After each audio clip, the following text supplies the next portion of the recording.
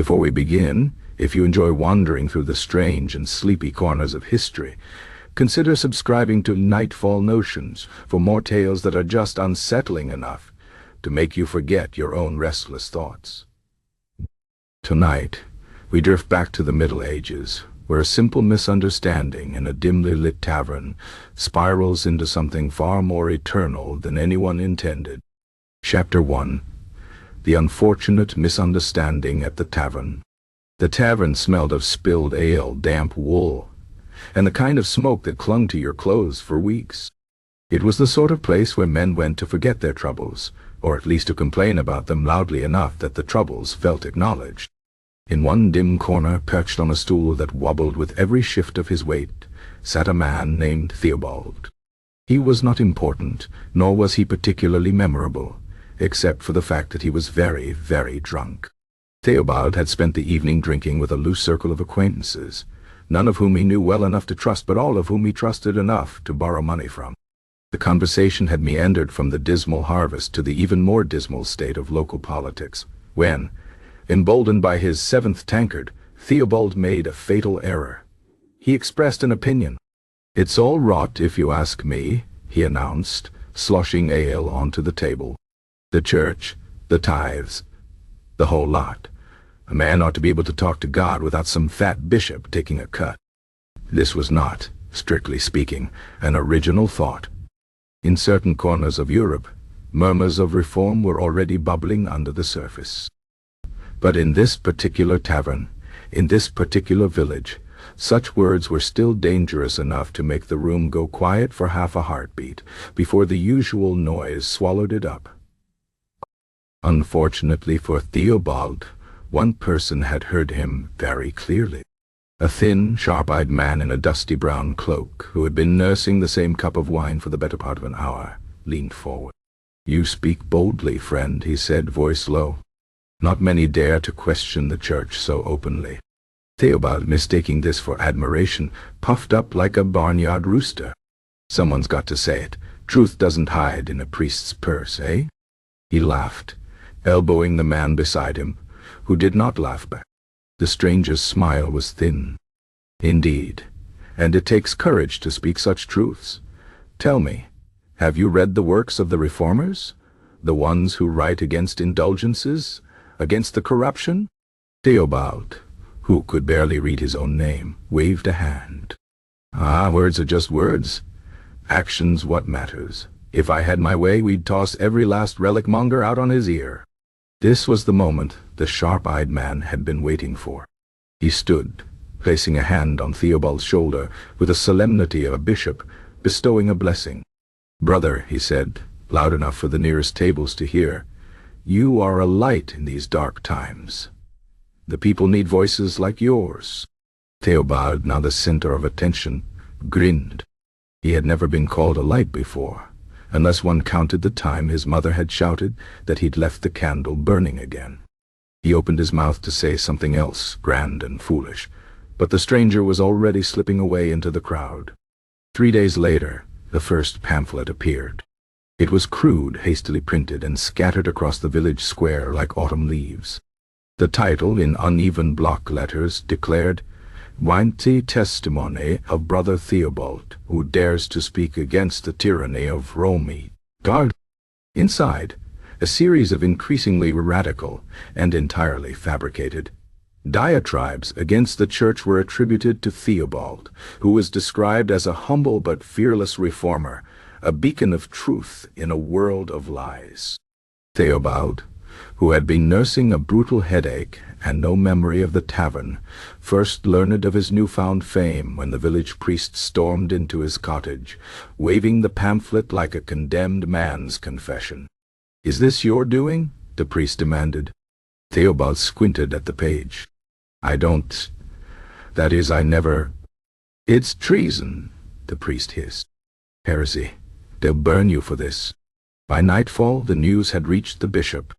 By week's end, the bishop's men arrived.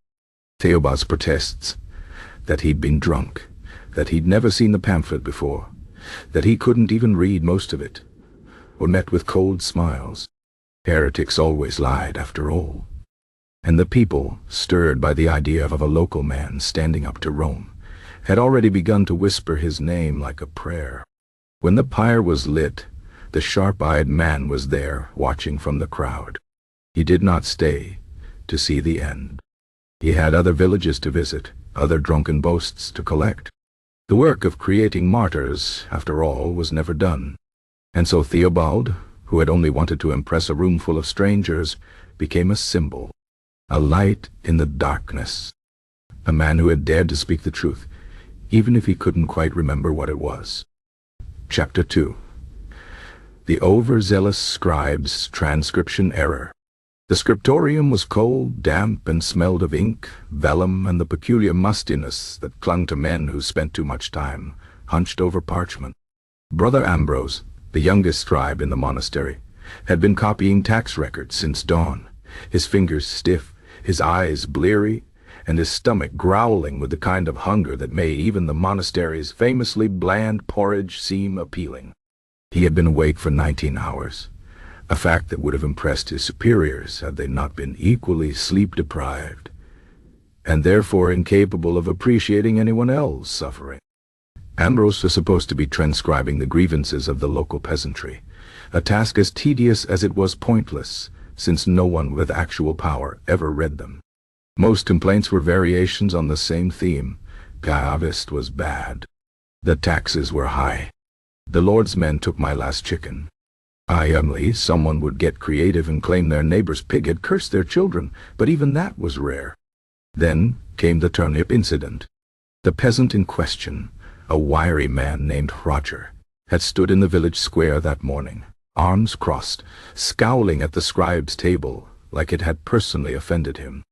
When it was his turn to speak, he leaned in and said very clearly, "The turnips this year are cursed. They're small, bitter, and half of them rotted in the ground. I swear, it's like the devil himself spat on my field." Brother Ambrose, whose grasp of the local dialect was shaky at best, and whose mind was currently fogged with exhaustion, paused. He was fairly certain the man had said something about the devil. That was worth noting. He dipped his quill and wrote, "Complainant declares his turnips are the work of the devil, who has cursed his field in defiance of God's will."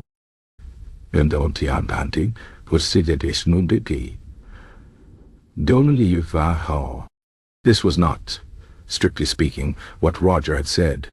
But Ambrose had been trained to listen for heresy, and when one spends years waiting to uncover heresy, one tends to find it everywhere, even in root vegetables. The document made its way up the monastery's chain of command, each monk adding his own interpretation.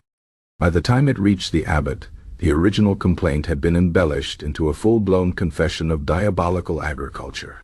The peasant Rodger claims the devil has granted him infernal knowledge of the soil, and that his rotten turnips are a sign of divine displeasure with the church. The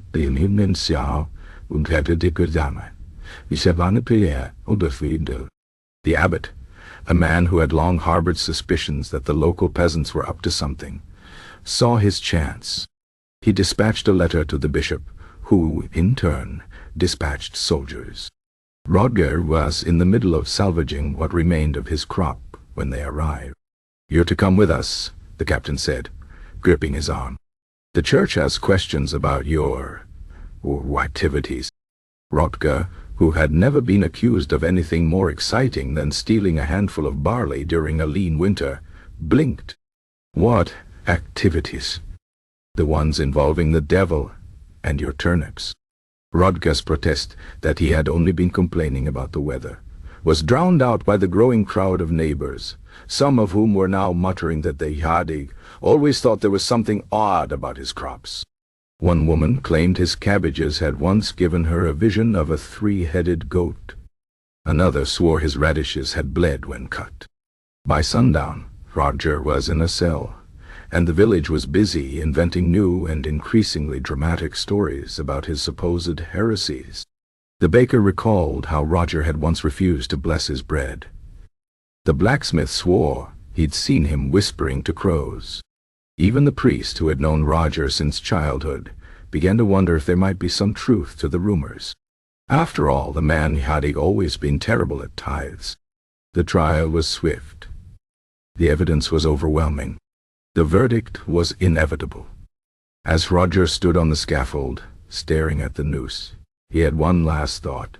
We should have planted carrots. Illiterate. And so the legend of Roger the Heretic was born.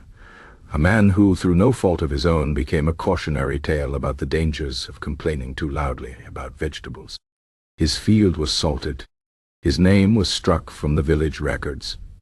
And for years afterward, whenever the turnip harvest was particularly bad, the peasants would glance over their shoulders and murmur that old Roger must be up to his tricks again. Brother Ambrose, meanwhile, never learned of the consequences of his mistake. He finished his duties, ate his porridge, and went to bed early, dreaming of quills and ink and a world where no one ever mentioned turnips again. Chapter 3. The Saintly Goat Incident. It began, as many regrettable things do, with a drought. The village of Melsbury had not seen rain in 9 weeks. The crops withered. The wells ran low. The river shrank to a muddy trickle, and the local priest, Father Godric, had exhausted every known method of appealing to divine intervention. Processions, relics, public penance, even the strategic placement of a particularly ugly statue of Saint Eligius near the fields. Nothing worked. Then, one sweltering afternoon, a goat wandered into the churchyard. It was not an especially remarkable goat. Its coat was patchy, its left horn was broken, and it had a habit of chewing on anything that wasn't nailed down, including, on one memorable occasion, the hem of Father Godric's cassock. The goat belonged to old widow Tibba, who had long since given up trying to keep it penned, and now treated its escapes as acts of God.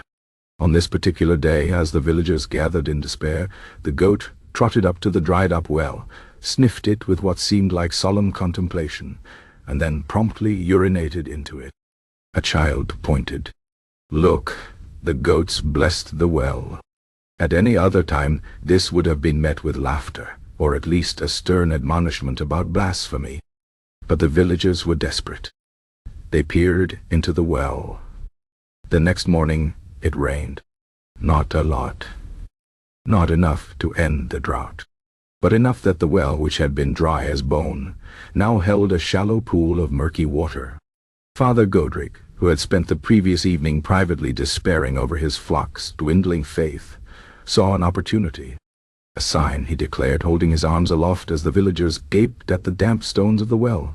The Lord has sent us a humble beast to show the way. The goat, whose name was technically Bramble but was now being referred to in hushed tones as the Blessed One, blinked its yellow eyes and chewed thoughtfully on a scrap of vestment. Within a week, miracles were being attributed to it. A woman with a lame foot claimed she had been healed after touching the goat's back. A farmer insisted his blighted wheat had sprouted anew after the animal wandered through his field. When the goat knocked over a jug of milk, it was declared a holy offering rather than a nuisance. Pilgrims began to arrive.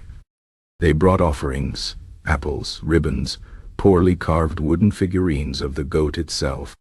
Some tried to collect its droppings as relics.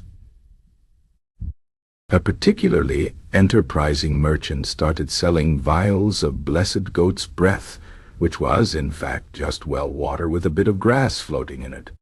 Widow Tibba, who had never been particularly devout, found herself suddenly elevated to the status of holy goat-keeper.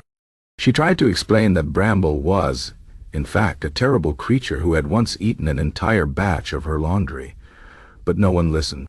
The village had decided the goat was a saint, and that was that. Then came the first dissenter. A traveling scholar named Brother Anselm, who had stopped in Melsbury to rest on his way to a theological debate, took one look at the goat, now wearing a garland of flowers and being fed grapes by a weeping penitent, tanned, snorted. "You can't be serious." The villagers stared at him. "That's just a goat," he said, with the weary tone of a man who had seen too much nonsense in his time. "It's not a miracle worker. It's not divine. It's an animal with a fondness for chewing on things it shouldn't." Silence. Then Blasphemer. The cry went up like a torch to kindling. Within minutes, Brother Anselm was being dragged toward the stocks, the villagers shouting about heresy and ingratitude and the sin of doubting the Blessed One. Father Godric, who had privately begun to suspect that the goat was, indeed, just a goat, found himself swept up in the fervor. To question the goat was to question the village. To question the village was to question God. Brother Anselm spent 3 days in the stocks, during which time the goat wandered over and ate a portion of his sleeve. By the time he was released, the legend had grown. The goat had apparently cured a blind man, who had always been able to see, but was now too afraid to admit it. It had caused a spring to bubble up from a rock, a spring that had, in fact, been there for years but had been overlooked. And, most damningly for Brother Anselm, it had revealed a heretic in its midst. Him. He left the village under cover of darkness, vowing never to speak of the incident again. The goat, meanwhile, lived out its days in pampered splendor. It was fed the finest scraps, given a cushioned bed in the church where it promptly gnawed on the altar cloth, and even had a feast day named in its honor. When it finally died, not of old age, but after eating an entire batch of dye intended for vestments, turning its insides a vivid shade of blue, it was buried in consecrated ground. A small shrine was erected over its grave. Years later, when the village was struck by plague, some claimed to see the ghost of the goat wandering the fields at dusk, its coat shimmering with an unearthly light. Others insisted it appeared to them in dreams, offering cryptic advice about crop rotation. And so the legend of the saintly goat endured, a testament to the fact that, in the right circumstances, even the most ordinary of creatures can become divine. All it takes is a drought, a desperate people, and one very unfortunate scholar who should have known better than to argue with a goat. Chapter 4. The Accidental Pilgrimage. The road to Compostela had claimed many victims over the centuries.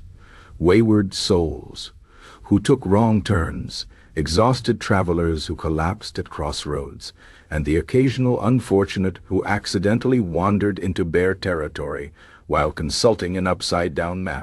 But none had ever gotten quite as spectacularly lost as Brother Fidelis, our rotund and perpetually confused monk from a small Bavarian monastery, who had been sent on pilgrimage as penance for falling asleep during Matins 3 Sundays in a row. Brother Fidelis had last seen his fellow pilgrims approximately 7 days earlier, when he stopped to relieve himself behind an unusually shaped oak tree and somehow emerged facing the wrong direction.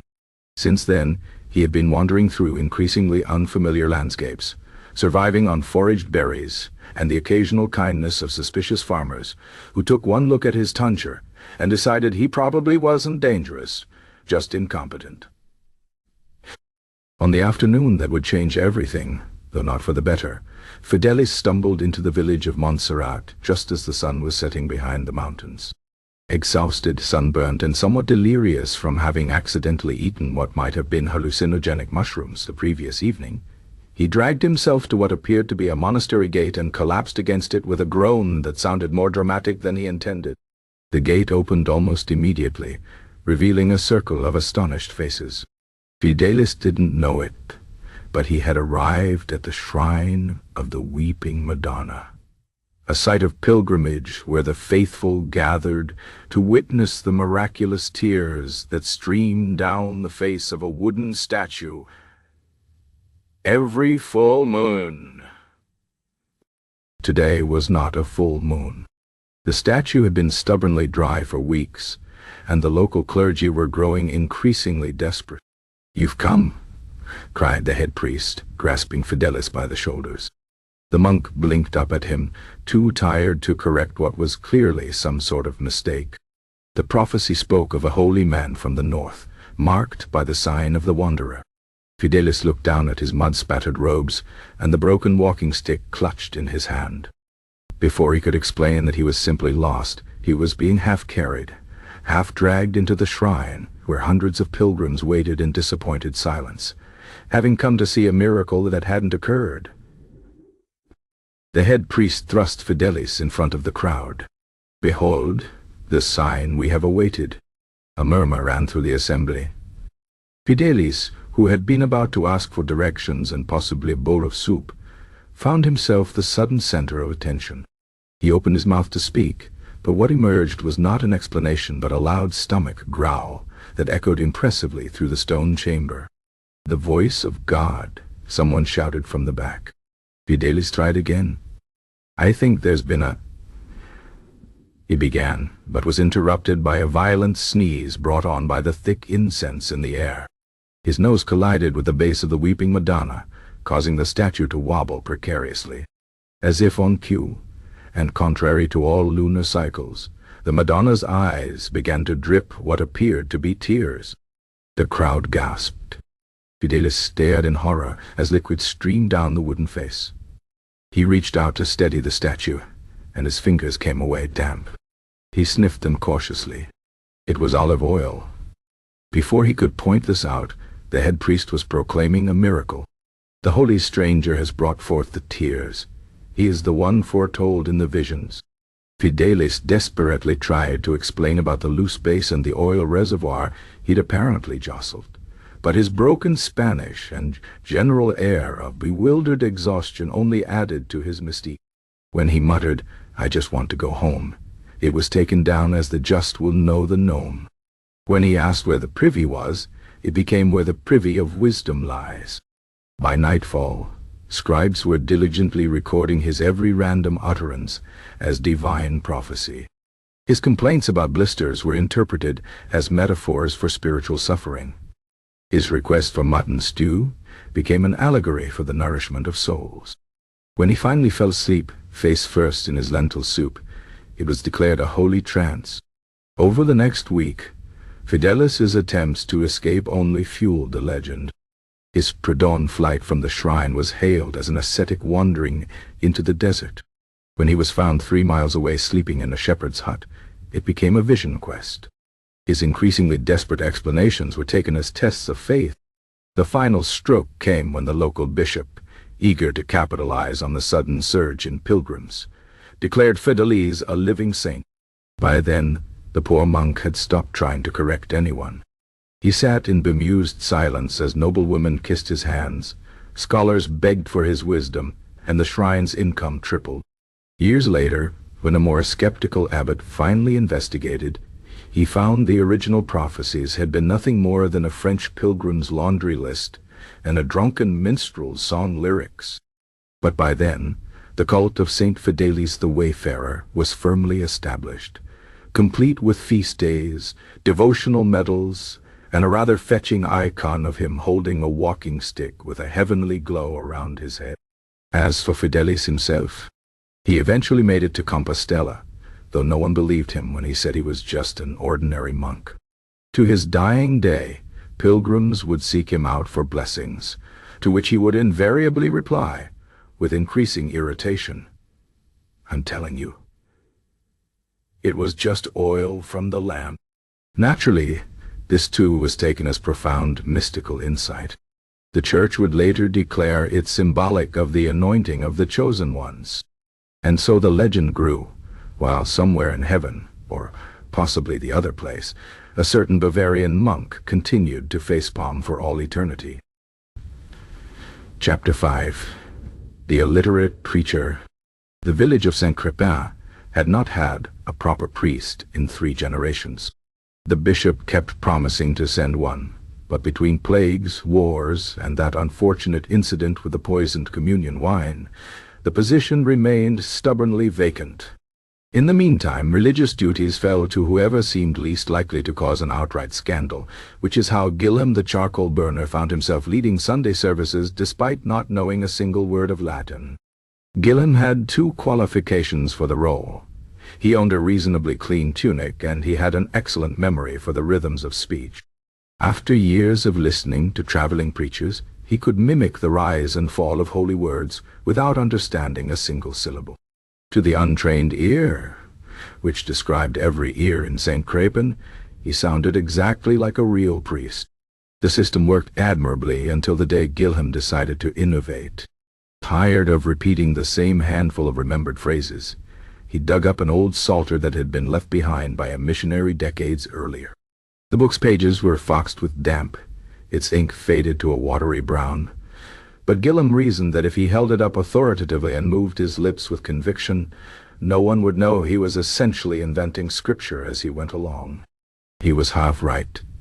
The first sign something had gone terribly wrong came when Gilham, squinting at what he thought was the start of a passage, began reading from what was actually the end of a verse. The words Dominus regnavit became Teriv sunat nimot, which he pronounced with such solemn gravitas that several villagers gasped at the apparent profundity. "Praise be," whispered old Marth, who had been deaf since the year of the great hailstorm. Gilham, emboldened by this reaction, continued with increasing confidence. He worked his way backward through Psalms, inverted the Beatitudes, and somehow managed to recite the 10 Commandments in reverse order without noticing. By the time he reached what he believed was the climax of his sermon, actually the introduction to a long-forgotten saint's life, the entire congregation was weeping with fervor. "Never have I heard such holy words," sobbed the blacksmith, a man who once punched a donkey for looking at him sideways. "The Lord works in mysterious ways," agreed the miller's wife, who immediately began embroidering Gilham's garbled phrases onto altar cloths. Within weeks, the backward recitations had become the hallmark of St. Crepin's unique religious practice. Villagers crossed themselves in reverse. They said amen before prayers instead of after. A local artist painted a series of icons depicting saints standing on their heads, which everyone agreed looked much more spiritual that way. The movement might have remained a charming local eccentricity had Brother Arnaud not passed through on his annual visitation. The Benedictine monk took one look at the villagers walking backward around the churchyard and immediately dispatched the fastest messenger in the province to the bishop. 3 terrifying months later, an inquisitor arrived. Father Patron was a gaunt man, who wore his disapproval like a second cassock. He demanded Gilham demonstrate his preaching. The charcoal burner, sensing danger but not quite understanding why, dutifully opened his psalter at random and began reading what he thought was Psalm 23 backward.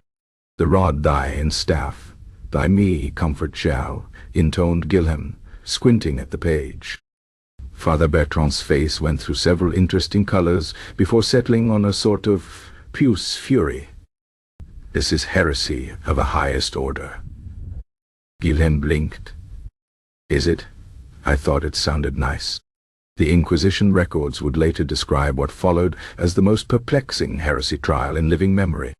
Gilham's defense, that he couldn't actually read, and had just been trying his best, only made things worse. "If you're illiterate," demanded the bishop, "why did you pretend to read scripture?" Gilham thought about this. "Well, your grace, if a man can't swim, should he not splash about in shallow water?" This was taken as further heresy. The trial might have ended with Gilham becoming another unfortunate statistic in the annals of ecclesiastical justice if not for 2 factors. First, the villagers of Saint Crepin stubbornly refused to believe their beloved backward prayers were wrong. And second, the bishop's nephew, who attended the trial out of morbid curiosity, pointed out that punishing Gilham would just create a martyr for this bizarre new. In the end, a compromise was reached. Gilham was sent to a monastery to learn proper Latin under strict supervision. The villagers were ordered to stop their backward practices, and the entire incident was quietly stricken from official records, though for years afterward travelers would remark on the odd habit of Saint Crepin's children playing reverse hopscotch in the churchyard. As for Gilham, he eventually did learn to read, though he never quite lost his habit of scanning pages from bottom to top. When he died at the ripe old age of 62, his last words were, perfectly and deliberately backward, "Earth, from dust to return I." The monks present agreed it was probably just senility talking. Probably. Chapter 6. The Bread That Wouldn't Mold. The village of Hautfourche had exactly 3 claims to fame. an unusually pungent cheese, a bridge that had collapsed spectacularly 3 times in living memory, and a baker named Thibault, whose sourdough starter was rumored to be older than the parish church. This last point was hotly contested by the local priest, who maintained that nothing could be older than the church except God himself, though even he had to admit Thibault's mother dough looked like it might predate several minor prophets. It was this legendary starter that Thibault used on the fateful morning he baked the loaf that would change everything. The bread itself was unremarkable, a simple round boule with a crisp crust and a slightly lopsided shape where it had stuck to the oven floor. Thibault set it aside with the day's other rejects, intending to give it to his pigs, but forgot about it in the chaos of market day. When he rediscovered it a week later, sitting exactly where he'd left it on the flour-dusted worktable, his first thought was that someone had replaced it with a fresh loaf as a prank. But no one in Haute-Fourche had that sort of sense of humor, and besides, the lopsided shape was unmistakable. He poked it. The crust gave slightly but showed no signs of mold, no telltale fuzz, not even the usual stale hardness that came with age. Thibault called his wife over.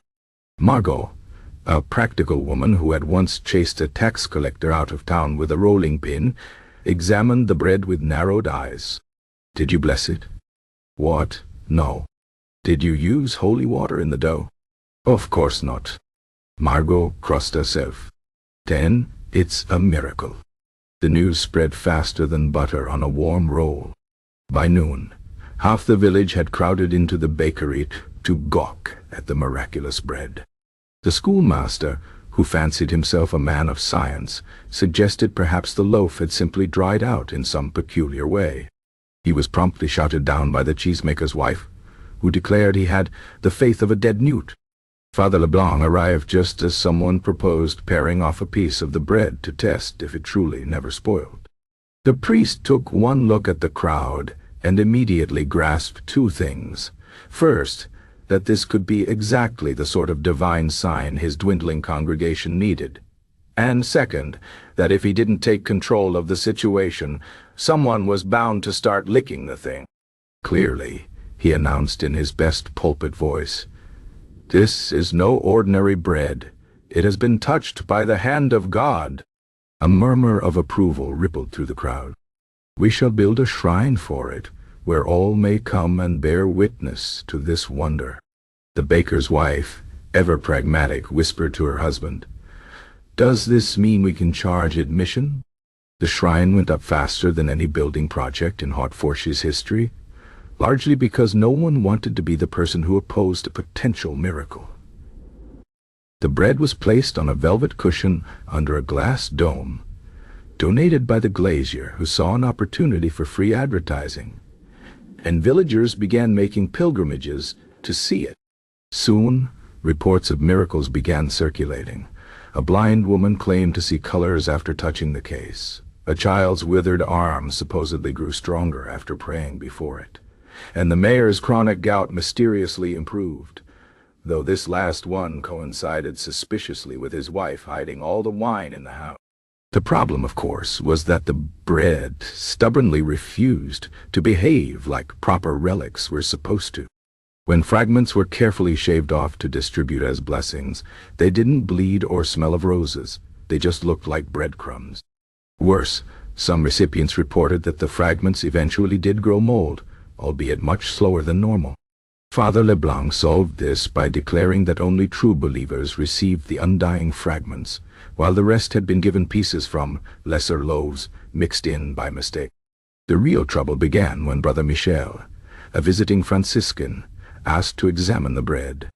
A hush fell over the shrine as the friar peered at the loaf through the glass.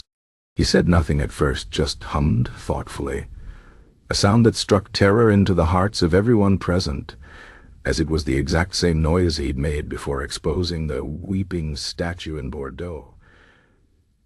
As a clever bit of plumbing, after several agonizing minutes, Brother Michel straightened and announced, "This bread contains no miraculous properties."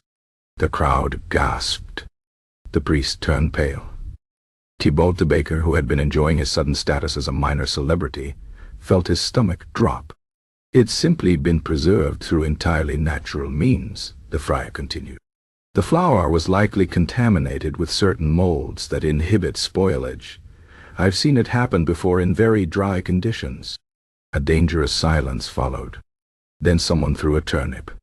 Brother Michel barely dodged the projectile. "No, now," he said, holding up his hands. "There's no need." "Heretic!" shouted the cheesemaker's wife. "Killjoy!" added the schoolmaster, who had completely abandoned his earlier skepticism now that his village's reputation was at stake. The friar found himself unceremoniously escorted to the town limits, with strong suggestions that he keep walking until his robes caught fire from divine wrath. As for the bread, its status as a miracle was now ironclad. Who but God could make educated men reject obvious facts? Years later, when the original loaf finally did develop a single spot of mold, a circumstance the priest explained as a test of faith, it was sealed in a golden reliquary and paraded through the streets on feast days. The village built an entire chapel around it, and pilgrims still came, though fewer believed in the bread itself and more in the general principle that visiting Haute-Fourche might somehow improve their luck. Thibault, to his dying day, maintained that it had just been a particularly dry loaf. This heresy was tolerated only because everyone secretly agreed, and because by then the miracle had brought in enough coin to repave the square and fix the damned bridge. As for the original mother dough, it eventually died when Thibault's forgetful apprentice left the crock uncovered. The village declared a day of mourning, then quietly bought a new starter from a passing merchant. No one spoke of this, just as no one mentioned that the holy bread reliquary now contained a different loaf entirely. Some truths, like good bread, are better left unexamined. Chapter 7. The Misinterpreted Dance of the Peasants. The village of Saint-Médard celebrated the feast of St. John the Baptist in the same way they had for generations, with bonfires, bad wine, and a peculiar dance called the Obrande Cornard. The dance involved much stomping, clapping, and the occasional theatrical locking of fingers above one's head to mimic antlers. Old Nanette claimed it dated back to pagan times, but since old Nanette also claimed to have personally witnessed the crucifixion despite being barely 70, no one took this particularly seriously. This year, however, two factors conspired to transform this harmless tradition into a full-blown heresy scandal. First, the new bishop had recently circulated an edict warning against heathenish displays, and second, the village had the misfortune of hosting Brother Vigilius, a humorless Dominican sent to survey the diocese for signs of backsliding. Brother Vigilius arrived in Saint-Médard just as the festivities reached their peak. The bonfire roared high enough to singe the lower branches of the elm tree. The villagers, flushed with wine and the joy of having survived another winter, formed their customary circle for the Ibron de Gacorns, Fuse de Garden. What the friar saw was this: a ring of peasants, some wearing actual antlers tied to their heads with string, hopping in what appeared to be a counter-sunwise direction while making guttural noises that might, with some imagination, be construed as invocations. "By the wounds of Christ," breathed Brother Vigilius, clutching his rosary so tightly the beads left marks in his palm. He had found precisely what he'd been looking for. The dance reached its climax just as the friar pushed through the crowd, his black robes flapping like the wings of some avenging bird.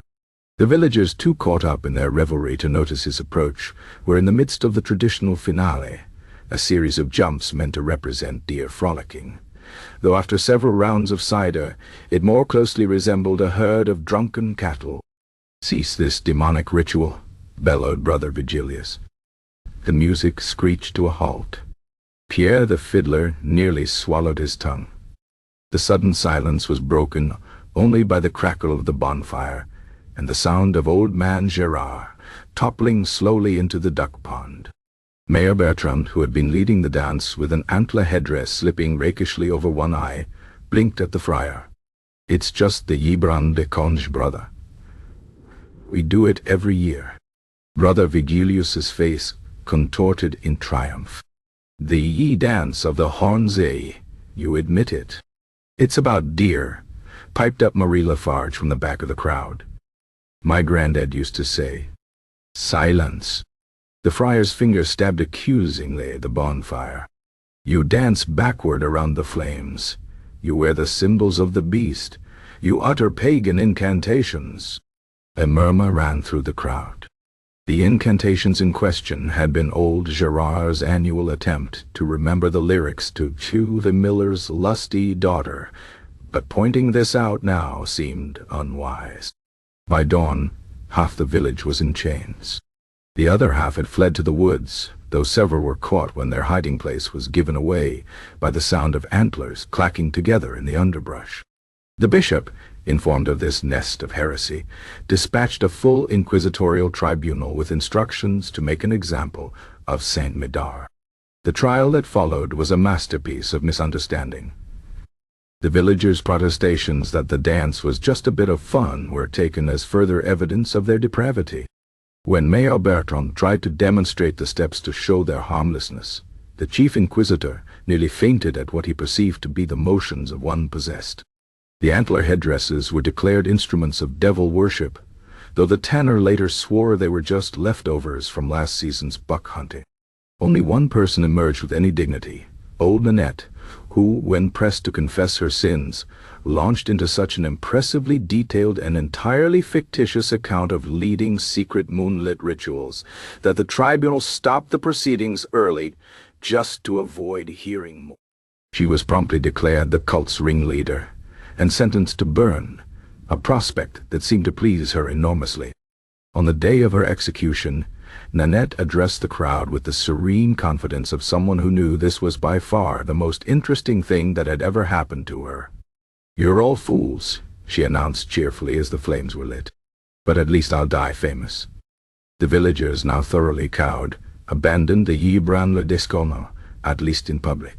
In secret, and with certain modifications, the antlers were retired, the direction of the circle reversed, and all references to deer replaced with vague hand motions.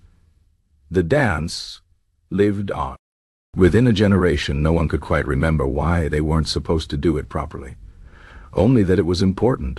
As for Brother Vigilius, he wrote a best-selling treatise on identifying rural heresies that was later used as evidence against him when someone noticed his description of pagan rites bore an uncanny resemblance to the bishop's nephew's birthday celebrations.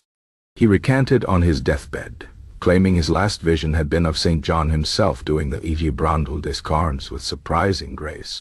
The antlers, meanwhile, were preserved in the cathedral treasury as holy relics of the devil's vanity, until some mercifully ignorant cleaner threw them out during the great pestilence of 1382. By then Saint Medard had a new claim to fame, the dubious honor of having produced history's only heretic, who genuinely didn't mind being burned at the stake. Nanette's last words, shouted joyfully as the smoke rose, were said to have been, "Tell them I started the fire myself." No one ever determined whether she meant the literal flames or the entire ridiculous affair. Given her sense of humor, she probably meant both. Chapter 8. The Overheard Confession. The village of Saint-Amand-les-Eaux had known peace for a record 17 days when disaster struck in the form of Brother Eusebius, a traveling confessor with a particular gift for hearing sins no one had actually committed. He arrived at dusk, his sandals caked with the mud of 3 parishes, his expression that of a man perpetually braced for disappointment in humanity. The local priest, who had been enjoying his first headache-free fortnight in years, took one look at the approaching Dominican, and immediately developed a twitch in his left eye that would persist until Michaelmas. That same evening, Martin the cooper stood in his yard muttering to his neighbor's pig. This was not unusual. The pig, a cantankerous sow named Blanche, had developed the habit of rooting under the fence and destroying Martin's vegetable garden, and Martin had developed the habit of standing just out of biting range and listing all the ways he would like to cook Blanche if given half a chance. On this particular occasion, he was in the middle of a particularly creative description involving sage and apple compote when Brother Eusebius happened to pass by. What the friar heard was this: "And I swear by all that's holy, you wretched beast, if you ruin my cabbages one more time, I'll see you roasting in hell where you belong." Brother Eusebius froze. His ears, trained to detect heresy in a cough, twitched like those of a startled hare.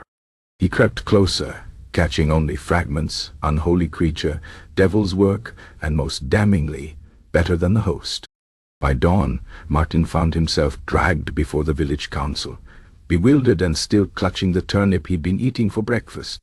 Brother Eusebius stood like an avenging angel, his fingers shaking with righteous indignation as he recounted the blasphemies he'd overheard.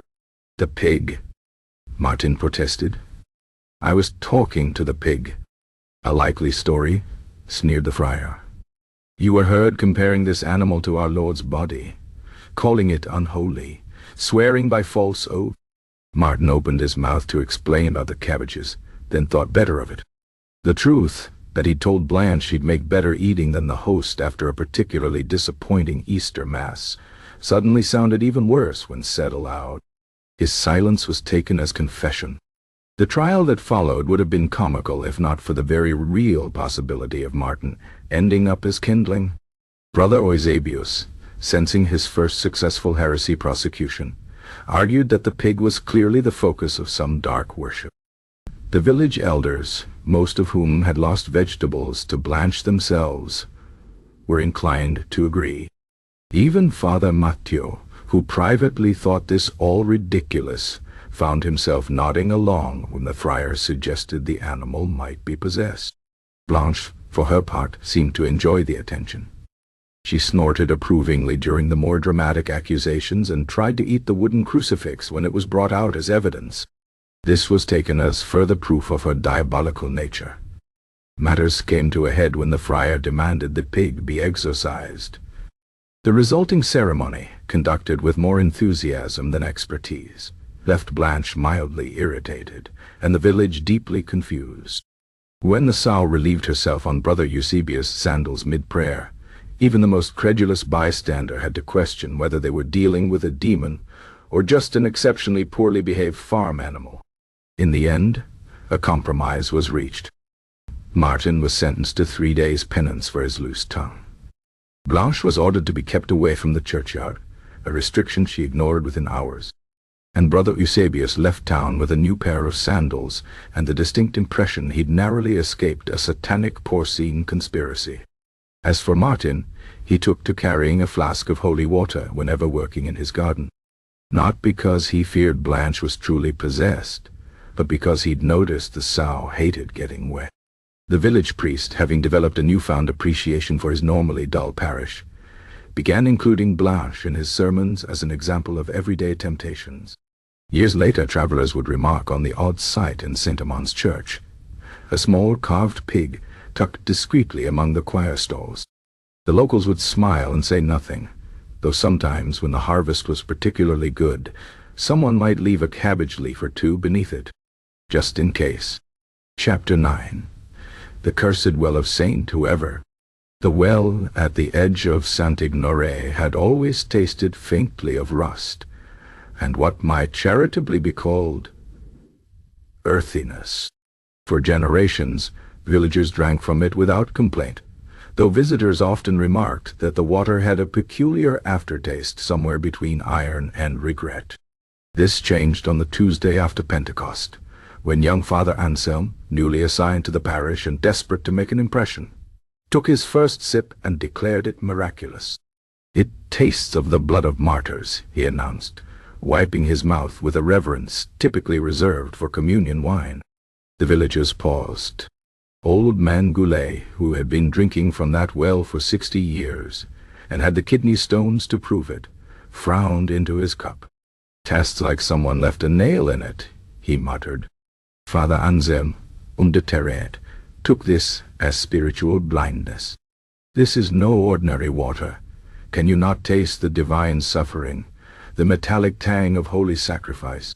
He turned to Widow Morin, who had just filled her pail. Madame, tell me, does this not remind you of the passion of our Lord? The widow, who had been about to complain that it reminded her more of the time her husband's forge runoff had contaminated the spring, caught the eager gleam in the priest's eye and hesitated. Now that you mention it, she said slowly, there is something heavenly about it. By week's end, the well had been renamed the Spring of Saint Whoever's Tears, the exact saint being lost to history, though Father Anselm favored Sebastian based on no evidence whatsoever.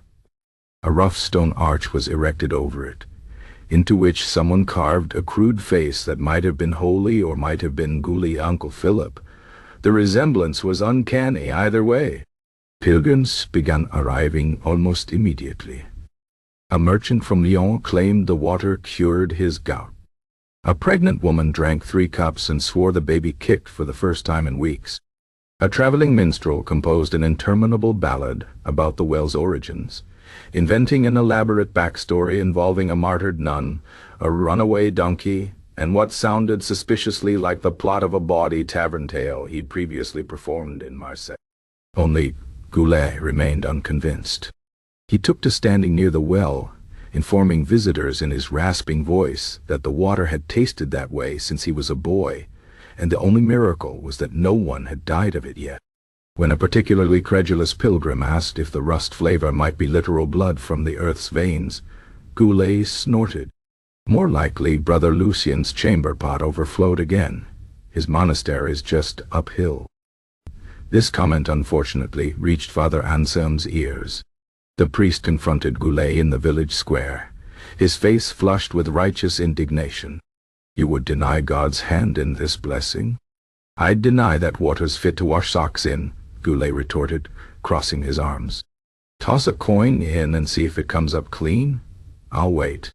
The gasp from the gathered crowd could have sucked the feathers off a duck. Father Anselm's face went through several shades of purple before settling on a sort of mottled crimson. This is blasphemy of the highest order. Goulet, who had survived 2 wives, the Great Famine, and an unfortunate incident involving a runaway cart and a chicken, merely shrugged. It's common sense, but what do I know? I've only been drinking that swill since before your mother stopped wiping your nose.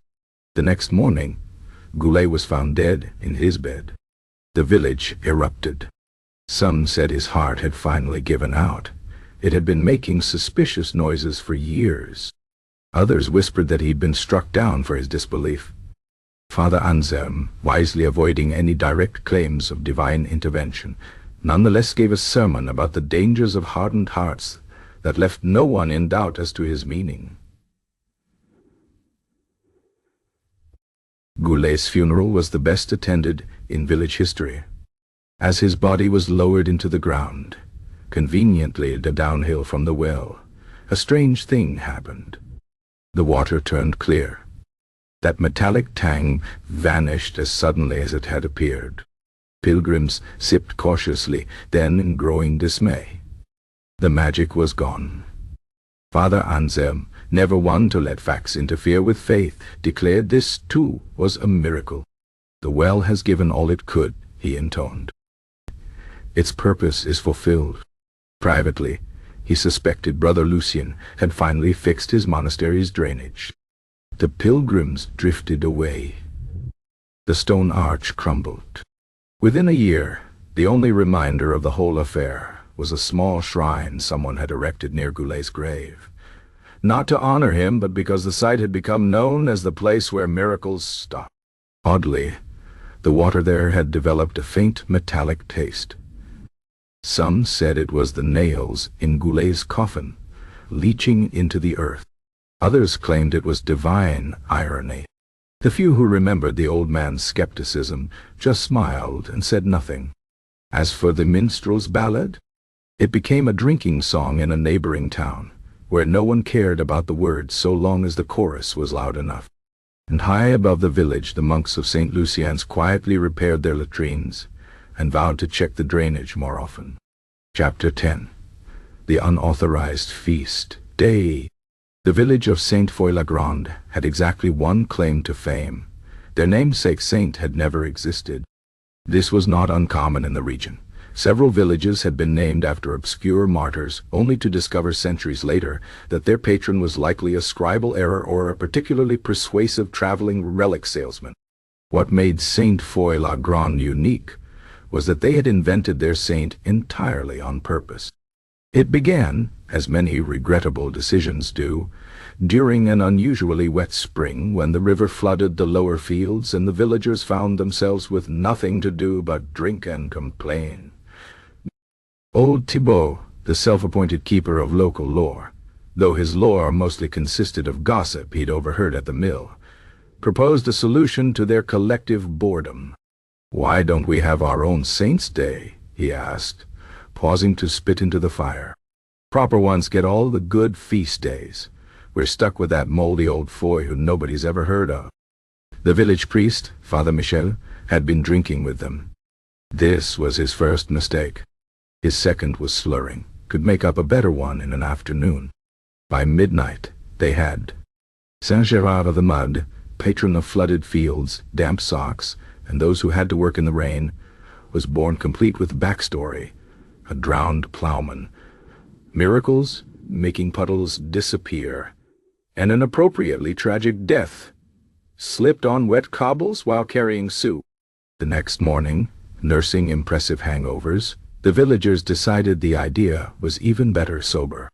"We'll put it in the church calendar," said Marie the baker, who had once successfully convinced travelers her walnut bread was blessed. "Right between Saint Eligius and that other one nobody cares about." Father Michel, now regretting his participation, hesitated. "The bishop has never visited in 20 years, interrupted old Thibault. "By the time he hears about it, it'll be tradition." And so the feast of Saint Gerard was born. They gave him a feast day, the first dry Tuesday after Easter, symbols, a leaky bucket and suspiciously phallic-looking turnip, and most importantly, a holiday from work. The celebration was an immediate success. Villagers drank to the saint's memory, children splashed in puddles in his honor, and the more enterprising among them sold relics, mostly mud from the riverbank, pressed into cheap medallions. For 3 blissful years, the ruse held. Then, the bishop's new secretary, an ambitious young cleric named Brother Lucien, noticed an odd entry in the diocese records while auditing feast day donations. "Who," he asked the bishop slowly, "is Saint Gerard of the Mud?" The bishop, who had been enjoying a particularly ripe cheese, frowned. "Some local martyr, probably. They're always digging up new ones." Brother Lucien consulted the official martyrologies, then the regional hagiographies, then the archive of approved saints so obscure even God had probably forgotten them. No Saint Gerard. A week later, the bishop's men arrived in Saint Foy-la-Grande, during the height of the feast day celebrations. The villagers caught mid-revel with garlands of onions around their necks, a tradition whose origins no one could explain, froze like children caught stealing jam. Father Michel, to his credit, tried to brazen it out. "Ah, you've come for Saint Gerard's Day. How fortuitous." The lead inquisitor, a man whose face suggested he had been weaned on vinegar, held up a parchment. "There is no Saint Gerard." A terrible silence fell. Then old Thibault, possibly still drunk from the morning celebrations, piped up. "Course there is. Patron of wet socks and bad weather. Died carrying soup." The inquisitor's expression could have curdled milk. "You invented a saint." "Improved upon the concept," muttered Marie, earning herself an elbow from the miller's wife. What followed was the most absurd heresy trial in diocesan history. The villagers, once they realized denial was useless, leaned into their creation with gusto. They testified to Saint Gerard's miracles, how last year's rains had stopped exactly on his feast day. They hadn't. How little Jeanette's wart had vanished after rubbing it with blessed mud. It had been a scrap of carrot. How the saint's spirit was said to guide travelers through fog, by which they meant drunk villagers stumbling home. Father Michel, realizing his career was over either way, composed an entire liturgy on the spot, complete with responses. The scribes took it all down in horrified fascination. The bishop, when presented with the findings, did something unexpected. He laughed. Not a kind laugh, but the sort of laugh a fox gives before raiding the henhouse. They made up a saint to get a day off work? Brother Lucian, who had hoped for at least one burning, nodded grimly. The punishment was swift but peculiar. The village was fined heavily. Father Michel was reassigned to a monastery famous for its leaky roof. And Saint Gerard, in a twist no one anticipated, was officially recognized. Not as a real saint, the bishop clarified in his decree, but as an example of heretical foolishness. Henceforth, the first Tuesday after Easter shall be marked in this diocese as the feast of blessed idiocy, during which the people of Saint Foy-la-Grande will perform penance for their deceit. The villagers, once they got over the shock of not being executed, found this perfectly acceptable.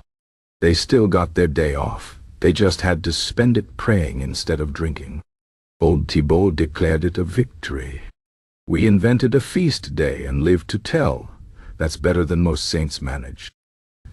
As for Saint Gerard, his cult quietly persisted. Travelers still bought the mud medallions, now marketed as relics of the false saint. The phallic turnip became a local joke. And years later, when a particularly bad storm threatened the harvest, more than one villager was heard whispering to a certain unofficial patron of bad weather, just in case. The bishop's secretary, upon hearing of this, nearly had an apoplexy. The bishop himself just sighed and reached for more cheese. Some heresies, it seemed, were too damp to stamp out. Chapter 11. The Mysterious Graffiti of Brother Eustace. The Abbey of Saint-Médard possessed a library so vast and labyrinthine that 3 monks had reportedly gotten lost in it during the great storm of 1223 and weren't discovered until Easter. Its collection included illuminated manuscripts of such value that the abbot kept them under lock and key, patristic commentaries bound in jewel-encrusted covers, and one particularly unfortunate copy of Boeus that had been used as a cutting board by a distracted cook in 1798, and still bore the knife marks. It was among these treasures that Brother Eustace worked, a humble scribe of middling penmanship, but extraordinary imagination. While his primary duty was copying psalters, he had developed the habit of decorating the margins with small drawings to stave off boredom. These began as simple vines and birds, but gradually grew more elaborate. A knight fighting a snail here, a rabbit serving mass there, and in one particularly memorable instance, an entire tournament scene where the combatants were various vegetables armed with kitchen utensils.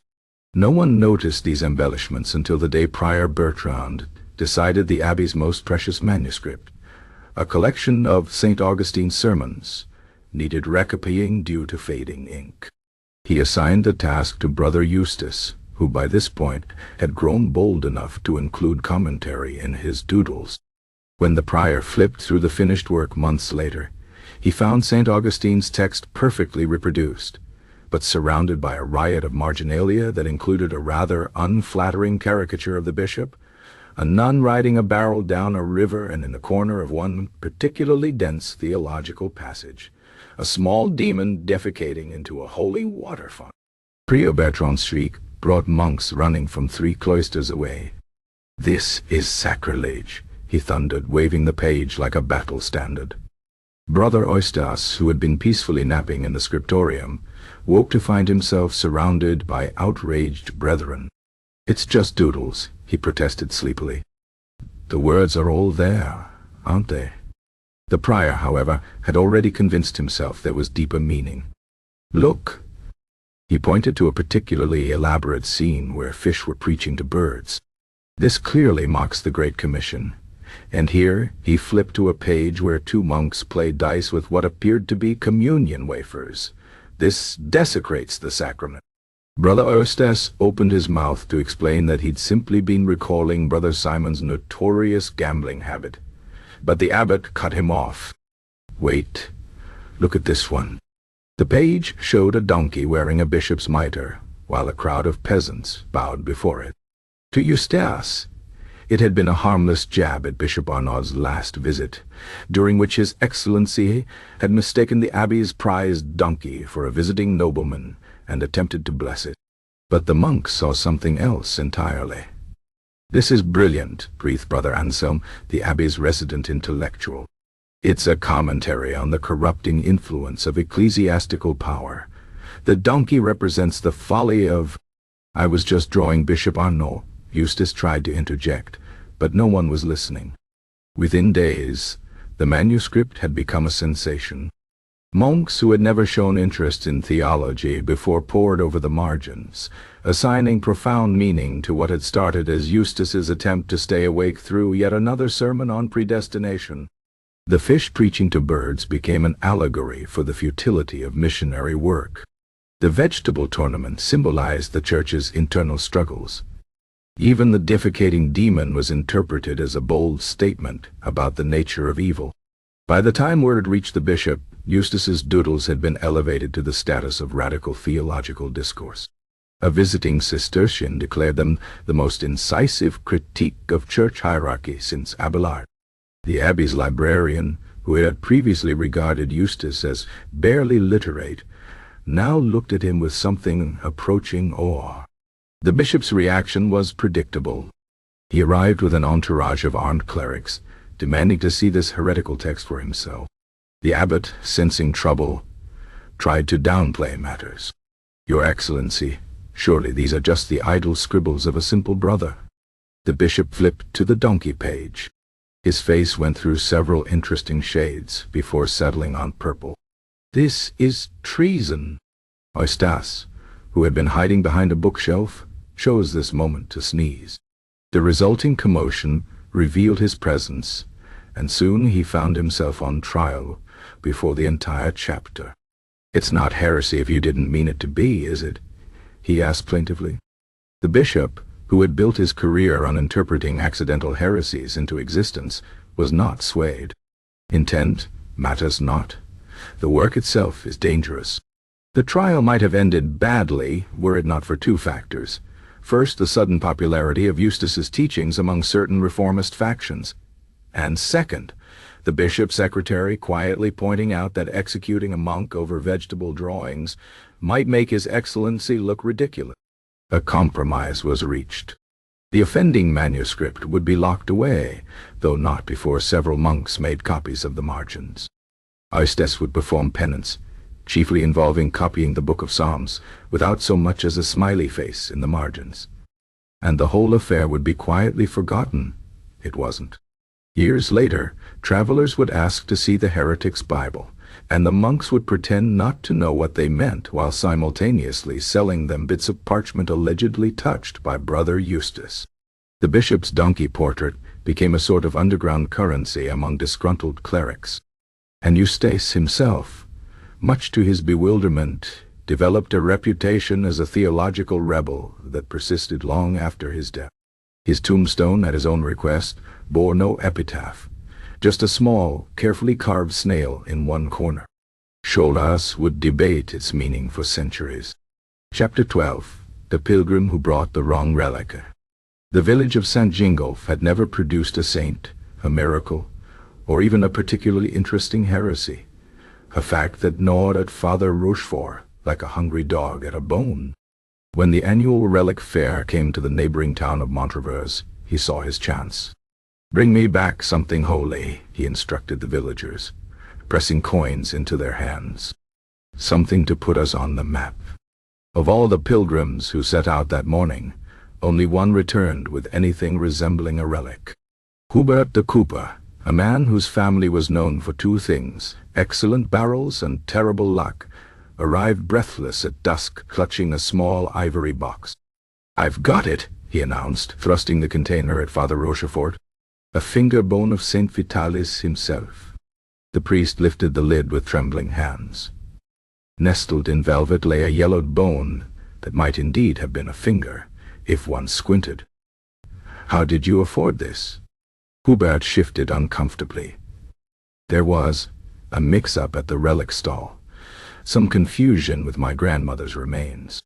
Seeing the priest's horrified expression, he added quickly, "But I'm certain this is the saint." The dealer swore it was genuine. Father Rochefort, who had wanted a relic but not necessarily one acquired through what sounded like ecclesiastical shoplifting, hesitated. Then he remembered the rival village of Saint-Jean had recently acquired a thread from St. Anne's cloak. A finger bone would trump that handily. "We shall test its holiness," he declared. The tests began simply enough. The bone was placed in the church overnight. When no disaster struck, this was taken as divine.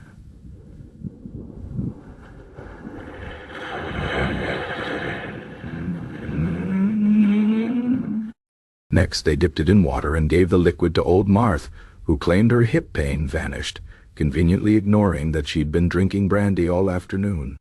By week's end, the relic was performing miracles at an alarming rate, restoring milk gone sour, curing warts, even making Father Rochefort's dreadful homilies almost bearable. News spread. Pilgrims arrived. Hubert, now hailed as a holy messenger, found himself uncomfortably famous. "I really think there might have been a mistake," he whispered to his wife one night. "Too late for that," she replied, counting their sudden windfall from selling blessed water. The trouble began when a visiting bishop asked to examine the relic. "This is no finger bone," he announced after a brief inspection. "It's a goat's toe." The crowd gasped. Hubert turned pale. Father Rochefort, sensing his career teetering on the edge of a precipice, grabbed the bone and licked it. "A holy goat," he proclaimed. "A sign from God." The bishop blinked. "That's not how this works." But the villagers, already invested in their miracle, rallied behind their priest. "Perhaps Saint Vitalis was a goatherd," someone shouted. Maybe the goat was his companion, or his reincarnation. Soon a backstory emerged that no one could quite follow, but everyone accepted. Something about a martyred goat carrying secrets of the faith, its blessed toe preserved as a reminder of something or other. The bishop, outnumbered and increasingly concerned for his safety, retreated to file a report. Hubert saw his chance. "I'll confess, it was all a mistake." The villagers hushed him with offers of free wine. The blacksmith's daughter batted her eyelashes. The priest murmured something about martyrdom being the quickest path to sainthood.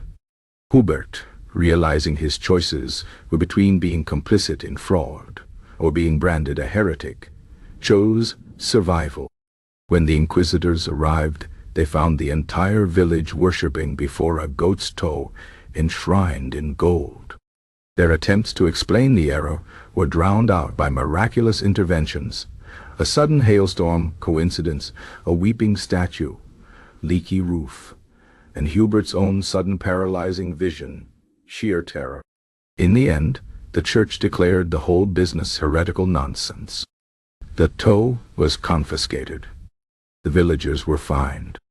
Father Rochefort was reassigned to a monastery where his only duty was copying penitential psalms.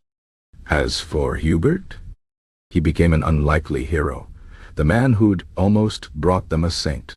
The village renamed their tavern the Blessed Toe, and every year, on the anniversary of the miracle, someone would inevitably produce a suspicious-looking bone fragment and wink. Years later, when a fire destroyed the church records, the first thing the villagers rebuilt was the Relic's shrine, now empty but ready, just in case another saint happened to come along. And high above the altar, someone carved a small goat into the rafters where only the truly observant would notice it. Hubert lived to a ripe old age, though he never visited another relic fair. His grandmother, whose actual remains had somehow ended up enshrined in Montrevers, became the subject of her own cult when the town noticed their saint's finger smelled faintly of her famous cabbage soup. The church eventually declared it a fake, but not before the town sold several vials of holy broth to unsuspecting pilgrims. As Hubert often remarked in his later years, the line between heresy and holiness is thinner than a communion wafer. Then he'd take a long drink and change the subject. Chapter 13. The Heretical Harvest Festival. The village of Saint-Agrève had always celebrated the harvest with the same raucous festival since time immemorial, or at least since old man Gerard could remember, which amounted to nearly the same thing. There was drinking, dancing, and most importantly, the singing of Isles chansons de la terre, a collection of earthy tunes passed down through generations. The songs were not, strictly speaking, pious. Some were downright bawdy, but they had always been tolerated because the harvest was good, the wine was plentiful, and the local priest had learned long ago that trying to stop them would only make things worse. That was before Bishop Fournier arrived. The bishop, a man whose face seemed permanently fixed in an expression of someone who had just stepped in something unpleasant, had come to survey the diocese. He had already condemned 3 villages for unseemly revelry, 2 for suspiciously joyful hymns, and 1 because he didn't like the way their goat looked at him. When he heard the first strains of Lié la femme du meunier, a song whose chorus involved rather specific instructions about where the miller's wife kept her flour, his already thin lips disappeared entirely. "What?" he hissed to Father Boniface, the local priest, "is with this?" Father Boniface, who had been enjoying a particularly robust verse about barley, coughed into his wine. "Harvest songs, Your Excellency, a local tradition." The bishop's eyes narrowed. "These are not hymns." "No," admitted Boniface. "But the harvest is good this year." The bishop was not swayed. By the time the villagers reached the 3rd verse of Relic au Chant de Saint-Antoine, a ballad about a particularly amorous pig who was, according to legend, the distant ancestor of half the village, he had heard enough. "This is filth, blasphemy." The music stopped. The crowd turned. At the center of it all stood Margot, the blacksmith's daughter and the festival's lead singer, still holding a half-empty tankard of ale. Margot was beloved in Saint-Agrève, not just for her voice, which could carry clear across the valley, but for her ability to improvise increasingly ridiculous verses when the mood struck. She was also, unfortunately, the one who had just belted out a particularly vivid line about the pig's holy trotters. "You," the bishop said, pointing a bony finger at her, "are corrupting these people." Margot blinked. "It's just a song. It's heresy." A murmur ran through the crowd. Old man Gerard, who had been dozing against a hay bale, snorted awake. "Hey, who's a heretic?" Margot, realizing the danger too late, tried to backtrack. "It's only..." Silence. The bishop turned to the crowd. "This woman mocks the saints with her vulgar ditties. She turns sacred things into profanity."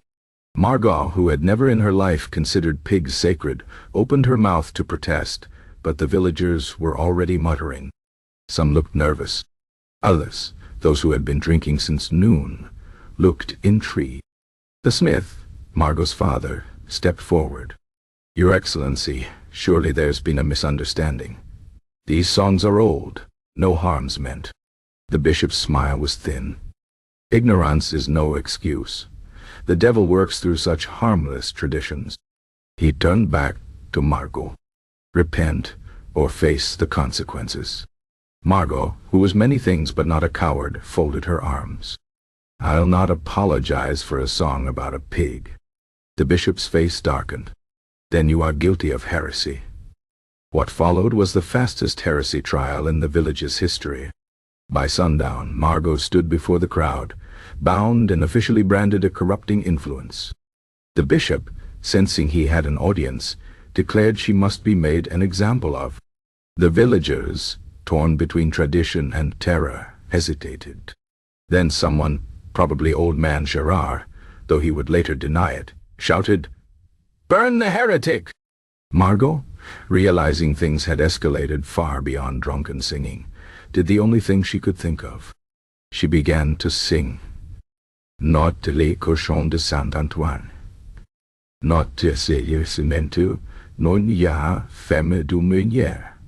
But il a complaint du berger, the oldest and most mournful of the harvest songs, a tune about a shepherd who lost his flock to winter's bite. Her voice, clear and strong, cut through the night. The crowd stilled. Even the bishop paused. By the time she reached the final verse, a lament for all that was lost and might never return, the villagers were shifting uncomfortably. The smith wiped his eyes. Father Boniface looked ill. The bishop, sensing the mood turning, snapped. "Enough! The sentence stands." But no one moved. Margot, seeing her chance, lifted her chin. "If I'm to burn for a song," she said, "then let it be this one." And then something remarkable happened. The smith stepped forward. "I'll not have my daughter burned for singing." The miller's wife, who had once chased a tax collector out of town with a rolling pin, folded her arms. "Nor I."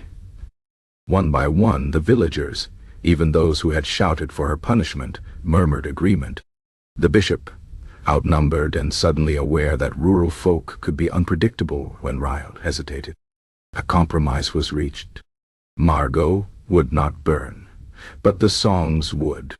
A bonfire was made of the written verses, all 3 copies, painstakingly transcribed by the schoolmaster decades ago.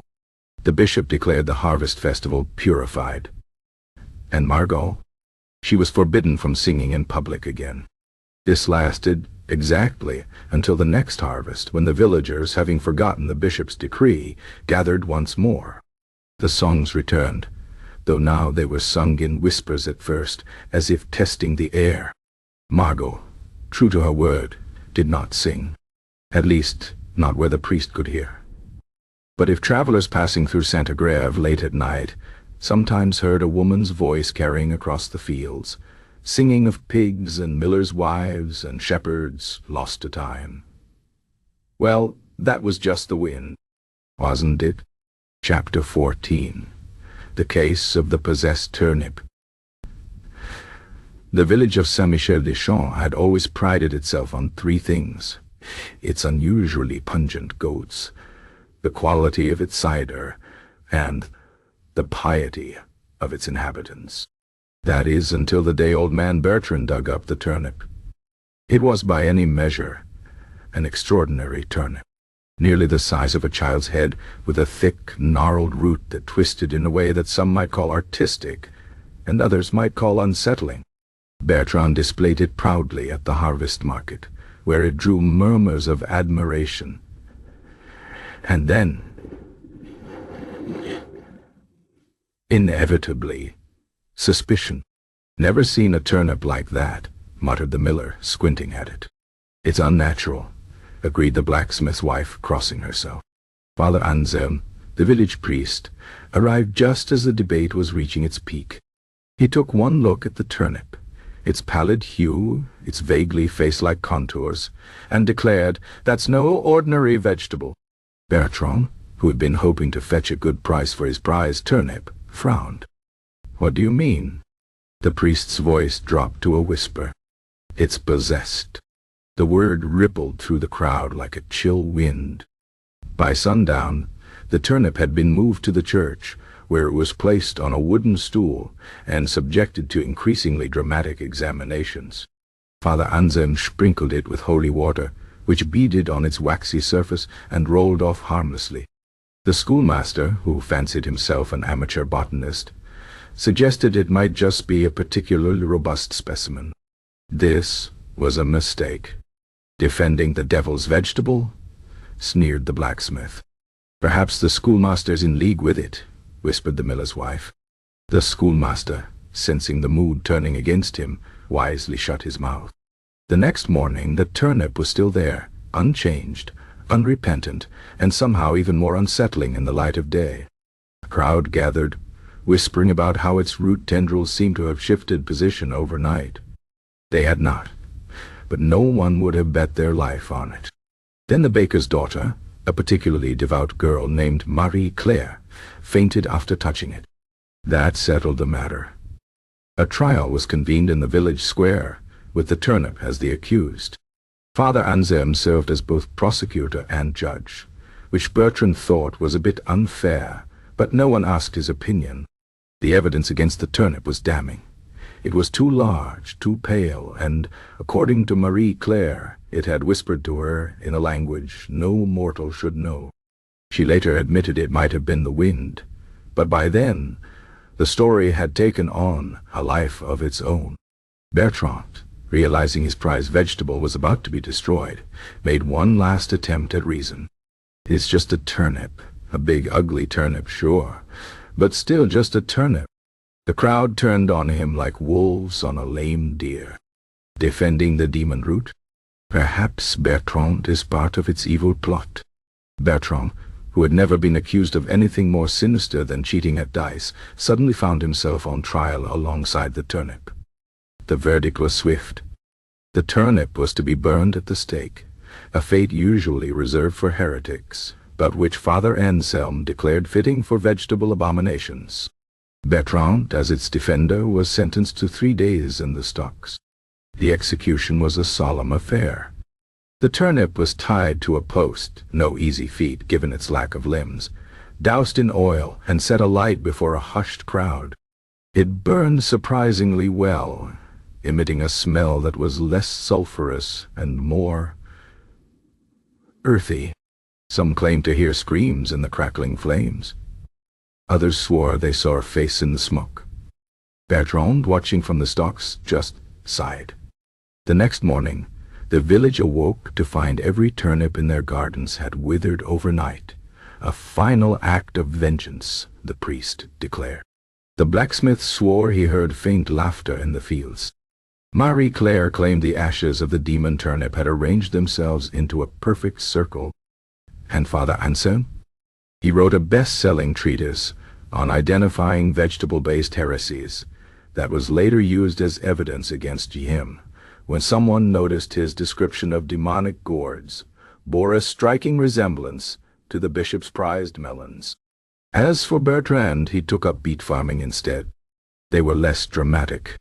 But sometimes, on quiet nights when the wind rustled just right, the villagers swore they could hear something moving beneath the soil. Something pale. Something waiting.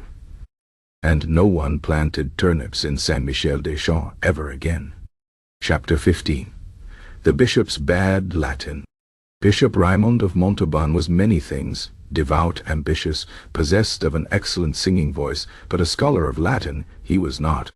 This had never been a problem until the Feast of the Epiphany, when he decided to deliver his sermon in the language of the Church to impress a visiting cardinal. The bishop's scribe, a nervous young man named Brother Michel, who had learned Latin from a half-blind monk with a lisp, transcribed His Excellency's words as best he could. When the bishop declared, "Christus est verus Deus et verus homo," Christ is true, God, Michel's quill slipped. The et became a non. No one noticed the error until the sermon was being read aloud before 500 souls, including the cardinal, 3 abbots, and a particularly pedantic university theologian who choked on his communion wine at the heretical phrase. "Christus est verus Deus non verus homo," gasped the theologian, wine dripping down his chin. "Christ is true, God not true man." A horrified silence fell over the cathedral. The bishop, who had been enjoying the sonorous rhythm of his own Latin, froze mid-sentence. Brother Michel, standing at the lectern, turned pale as parchment. Cardinal d'Aubigny rose slowly from his seat. "Your Excellency," he said in a voice like a knife sliding from its sheath, "did you just deny the incarnation?" The bishop's mouth opened and closed like a landed fish. His eyes darted to the manuscript in Michel's trembling hands. The scribe's unfortunate non glared up from the page like a heresy waiting to happen. "A scribal error," the bishop declared, snatching the pages from Michel. "Some careless monk has corrupted my holy words." Every eye in the cathedral turned to Brother Michel. The trial was held in the bishop's own chambers, which did not bode well for impartiality. Michel sat hunched on a stool that grew progressively more uncomfortable as the proceedings dragged on. The bishop's chancellor, a man with all the warmth of a winter frost, held up the damning manuscript. "This," he announced, "is Arianism of the most blatant sort." Michel swallowed. "It was an accident." The ink blurred. "And yet," interrupted the theologian, peering at the page through a magnifying glass, "the none is quite clear, as is the lack of any blot suggesting a corrected et." The bishop, who had been pacing like a caged bear, seized on this. Precisely, this was no error, but deliberate heresy. Michel's protestations that he could barely tell his ablatives from his elbows fell on deaf ears. By nightfall, he had been declared a secret follower of Arius. His cell was being searched for other heretical writings. They found only a badly copied recipe for honey cakes, and the bishop had already drafted a letter to Rome, boasting of uncovering a dangerous sect. The punishment should have been severe. But Michel had two advantages. First, the cardinal remembered the bishop's notorious shaky grasp of Latin from their seminary days. And second, the abbot of Michel's home monastery produced 17 examples of the scribe's previous work, all riddled with equally glaring errors. The boy couldn't plot heresy if you gave him a rubric and red ink, the abbot sighed. A compromise was reached. Michel would be spared the stake, but barred from ever transcribing theology again. The bishop would issue a correction, blaming the incident on the devil's interference, and the original manuscript would be burned as an example. As the flames consumed the offending parchment, Michel couldn't help but notice the bishop seemed almost disappointed. Later he would learn His Excellency had been angling for a red hat in Rome, and uncovering a heresy might have helped. From that day on, Michel was assigned to copying livestock records. The bishop hired a new scribe, one who spoke fluent Latin and had very steady hands. And high in the cathedral rafters, if one looked closely, a single scorched scrap of parchment had lodged itself between two stones, just large enough to show a small, damning non. There it remained for years, until a curious choir boy found it and asked what it meant. He was promptly switched for blasphemy, and the fragment disappeared, though some claimed it was hidden in the bishop's private papers waiting, just in case. Chapter 16. The Miracle of the Drunken Vision. The village of Saint-Jean-de-Loup had only one blacksmith, a barrel-chested man named Patron, who possessed two notable skills: forging ironwork of passable quality, and drinking ale in quantities that would stagger a lesser man. It was this second talent that led to his most famous, and most regrettable, contribution to religious history. The trouble began on the feast day of St. Eligius, patron of metalworkers, when the village celebrated with a barrel of particularly strong Flanders ale. Bertrand, never one to turn down free drink, had consumed enough by mid-afternoon to float a small boat. As the sun dipped below the rooftops, he stood atop a wobbly wooden bench outside the tavern and announced to anyone who would listen, and several who wouldn't, that he had seen a vision. "An angel," he bellowed, slushing his tankard for emphasis, "came to me in the smithy, golden wings, face like my second wife, God rest her soul. And it told me—" Here he paused for a burp so profound it startled a nearby dog. "It told me the church has it all wrong." The village priest, Father Julien, had been dozing against the tavern wall. He awoke abruptly at this last declaration. "What?" Bertrand, now the center of attention, warmed to his theme. "The angel said—" Another pause for ale. "Said the sacrament should be taken backward, communion last, confession first, and bishops should wear their mitres upside down so their brains don't fall out." This last bit got a laugh from the crowd. Father Julien did not laugh. By morning the ale had worn off, but the damage was done. Word of Bertrand's vision had spread through the village like a grease fire. The baker's wife swore she'd seen a golden light over the smithy at dusk. The miller's dim-witted nephew claimed to have heard celestial singing. Even the normally sensible midwife murmured that Bertrand had always had an air of the divine about him, though this may have referred to his ability to swear in 3 languages. Father Julian, recognizing a potential disaster, confronted Bertrand in the smithy. "You must recant," he hissed. "The bishop hears of this, we'll all be in trouble." Bertrand, hammering a red-hot horseshoe, blinked at him. "Hear of what?" "Your so-called vision." The blacksmith paused. Oh, that." He shrugged. "I was drunk." This reasonable explanation failed to reach the bishop's ears before a traveling friar did. Brother Arnaud, a humorless Franciscan with a nose for heresy, arrived in the village just as a crowd was gathering outside the smithy to hear more of Bertrand's teachings. It did not go well. "The angel returned last night," Bertrand announced, partly to amuse his neighbors, and partly because the friar's pinched expression begged for tormenting. "Said we ought to say the Paternoster in Pig Latin. Also, that St. Peter was a woman." The crowd gasped. The friar fainted. By the time the bishop's men arrived, the village had split into factions. Some maintained Bertrand was a prophet. Others whispered he was possessed. A pragmatic minority suggested he was just an idiot, but they were shouted down. The inquisition that followed was the most absurd in living memory. Bertrand, now thoroughly sober and increasingly alarmed, tried to explain that he'd made the whole thing up. This only made things worse. "Ah," declared the chief inquisitor, "the devil makes him deny his own visions, a sure sign of their authenticity." Bertrand was given a choice: confess to heresy and be burned, or embrace his role as a visionary and face whatever consequences the church deemed fit. Being a man who preferred living, he chose the latter. This proved nearly as dangerous. The bishop, torn between executing a heretic and capitalizing on a potential miracle, settled on a compromise. Bertrand would be declared touched by God but not to be emulated, whatever that meant. His drunken ramblings were written down as the heavenly revelations of Brother Bertrand, despite him never having been a brother, and he was forbidden from drinking in public ever again. The blacksmith lived out his days in uneasy celebrity. Pilgrims sometimes visited to touch his anvil, which was rumored to impart visions, though these were usually just the result of heat stroke or bad wine. The village made a tidy profit selling angel-blessed horseshoes. And every year on the feast of St. Eligius, Father Julian said an extra prayer that no one else in his parish would ever have another vision again. God, as usual, was not listening.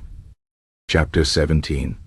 The unfortunate choice of patron sanguine. The town of Saint Florentin had survived the plague, 2 famines, and an unfortunate incident involving a traveling circus bear, but nothing prepared them for the crisis of 1382. Their patron saint had been declared apocryphal by the Pope. The news arrived via a hungover messenger, who nearly fainted when the mayor started screaming. Saint Florentin has protected this town for 200 years. Mayor Boucher bellowed, slamming his fist on the oak council table hard enough to make the treasurer's abacus jump. "What do you mean he never existed?" The messenger wiped ale foam from his doublet. "His Holiness says your saint was likely confused with 3 different martyrs, none of whom were named Florentin. The Vatican scrubbed him from the official rolls." A stunned silence fell over the council chamber. Outside, the church bell tolled noon, each mournful clang sounding like the death knell of their civic identity. "We'll just pick a new one," declared Father Gilbert, the young parish priest who had only been in town for 6 months and hadn't yet learned how things worked in Saint Florentin. The town elders turned as one to stare at him. Old man Thibault, who remembered the last time someone suggested change, the Great Cabbage Rebellion of 1357, spat into the fireplace. Pick a saint, like choosing a new mule at market. 3 weeks later, after endless debates that nearly came to blows in the town square, a compromise candidate emerged. Saint Expeditus, the patron of urgent causes. The choice seemed inspired until the first shipment of statues arrived from Lyon. "His foot's on a crow," muttered the schoolmaster, turning the wooden figure in his hands. The bird under the saint's sandal bore a scroll reading crass, Latin for tomorrow. "Enton sedin, isigino pida, Father Gilbert beamed. It symbolizes how he defeated procrastination, a perfect patron for our new beginning. Old man Thibault squinted at the statue. Looks like he's stomping a chicken to me. The town might have adjusted to their new protector, had not Brother Anselm passed through on his way to the Cluny Abbey. The Dominican friar took one look at the statues being installed in the church and turned whiter than his habit. "Do you know nothing?" he gasped. "This is the heretic saint, the one they say was invented by careless monks who mislabeled a crate of relics, expedite, for shipping." The town council exchanged glances. The mayor cleared his throat. "So, not a real saint then?" "Real enough to have his own feast day," Father Gilbert countered weakly. Brother Anselm was already unpacking his inquisitional toolkit. "The Vatican has never approved his cult. This is precisely the sort of folk superstition." "Worked well enough against the bear," muttered the blacksmith, who still bore scars from the circus incident.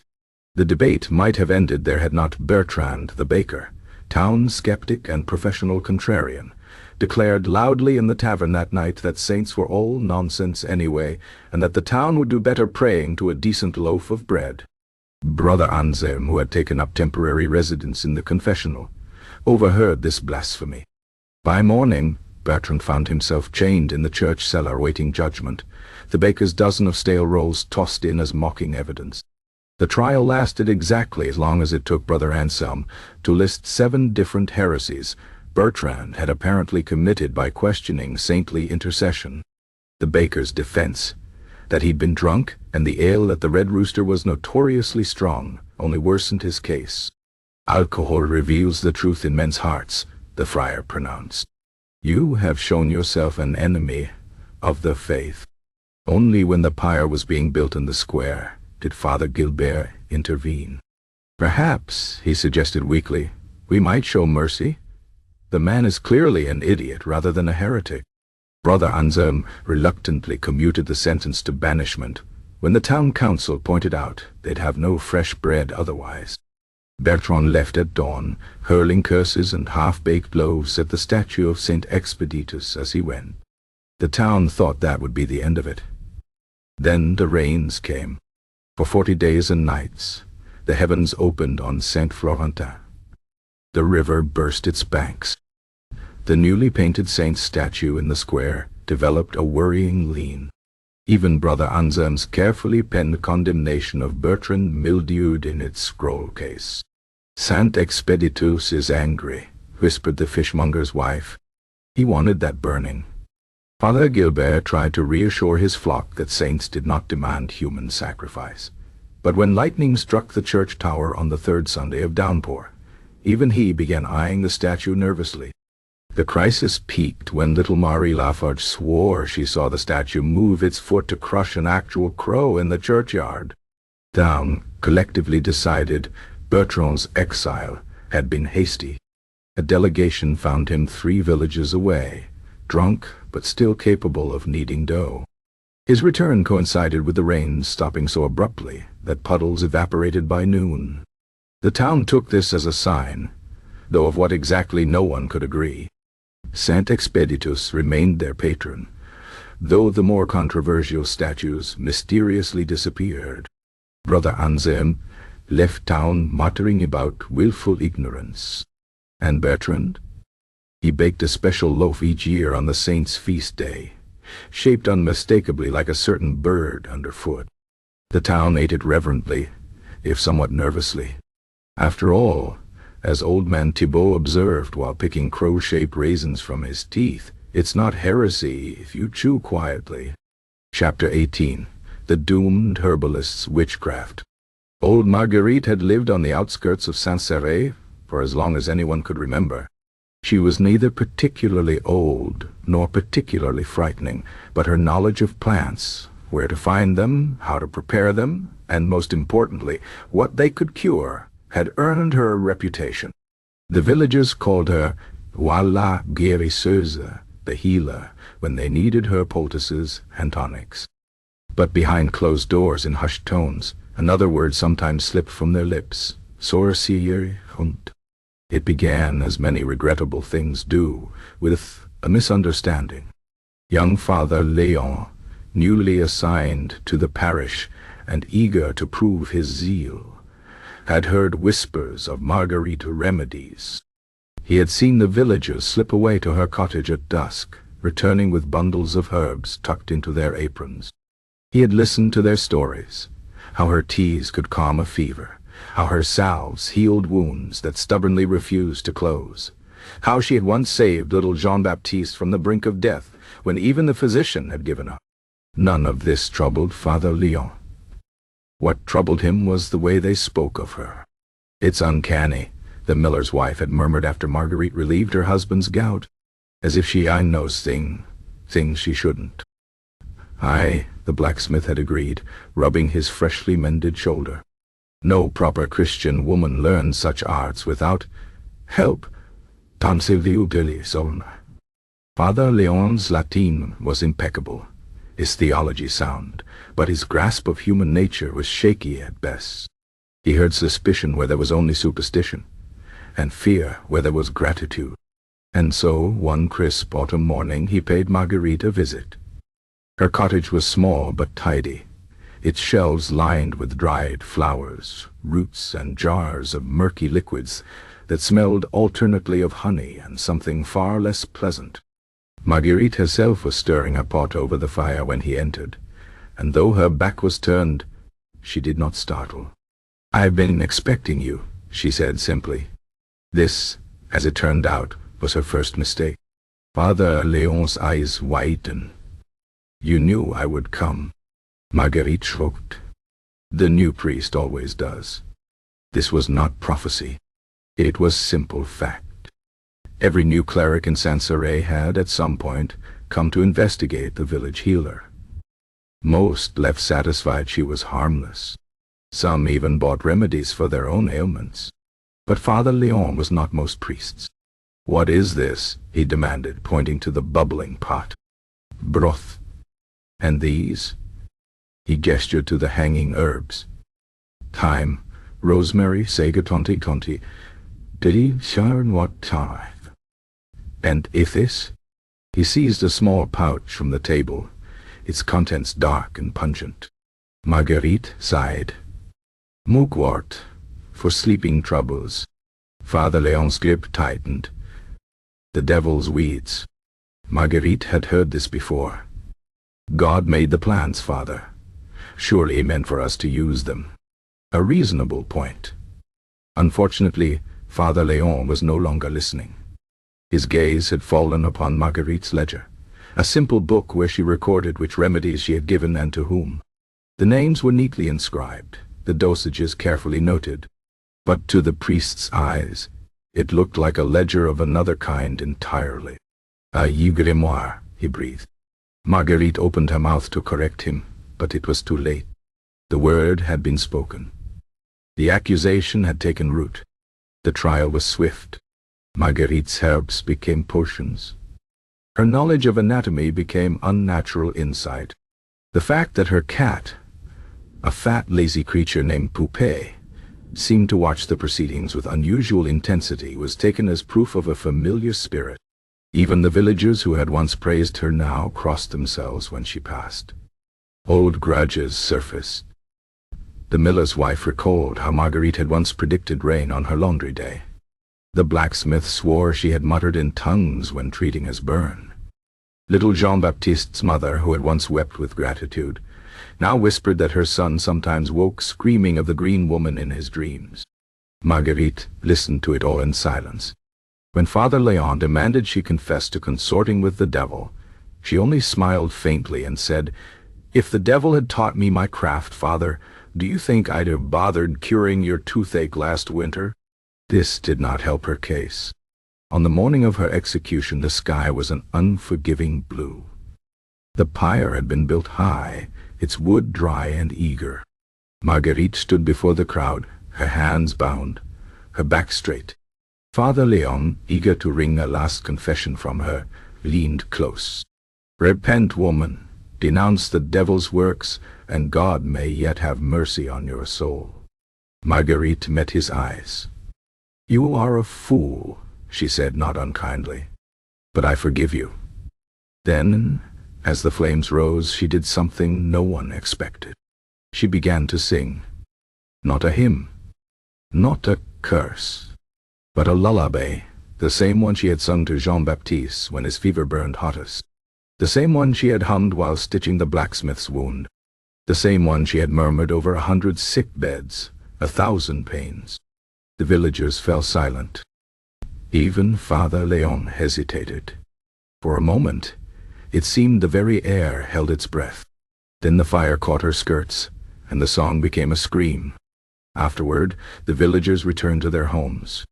The miller's wife found her husband's gout had returned. The blacksmith's scar began to ache.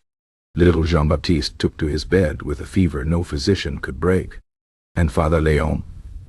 He developed a strange rash, one no prayer seemed to ease. On the outskirts of the village, Marguerite's cottage stood empty. The herbs wilted. The jars gathered dust. The cat, having vanished the night before the burning, was seen no more. But sometimes on quiet evenings, when the wind carried the scent of thyme and sage from the hills, the villagers would pause. They would glance at one another, and they would wonder. As for Father Léon's rash, it lingered for months. The physician, a practical man with no patience for superstition, diagnosed it as common nettle burn, ordo. No one could recall seeing nettles in the rectory garden. Chapter 19. The Pilgrim's Misguided Detour.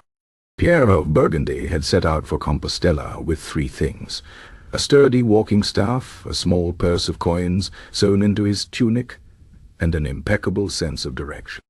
At least he had possessed the latter until the storm. 3 days of relentless rain had turned the roads to rivers, the fields to lakes, and Pierre's usually reliable internal compass to utter nonsense.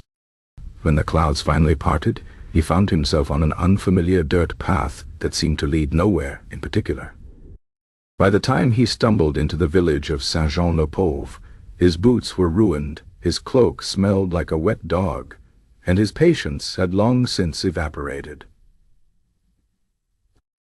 The villagers, taking one look at his pilgrim's badge and general air of exhaustion, immediately assumed he was someone important. "The hermit?" cried the miller's wife, clutching her apron to her chest. "The prophet," whispered the blacksmith, squinting at Pierre's weather-beaten face. Pierre, who was neither hermit nor prophet, but merely lost and hungry, opened his mouth to correct them. Unfortunately, this coincided exactly with the first rumble of his stomach, which in the sudden silence of the village square sounded unnervingly like divine thunder. The mayor dropped to his knees. "You've come to lead us." Pierre had not come to lead anyone. He had come to ask directions. But before he could explain this, a wooden cup of surprisingly good wine was pressed into his hands. A stale but serviceable loaf of bread was thrust under his nose, and he found himself being ushered toward the church with all the ceremony of a visiting bishop. It turned out Saint-Jean-le-Pauvre had been awaiting a sign. Their crops had failed. Their lord had increased taxes. Their priest had recently died of what was almost certainly poison, though no one dared say so aloud. Into this unhappy situation wandered Pierre, grumpy, confused, and in no mood to argue with people offering free food.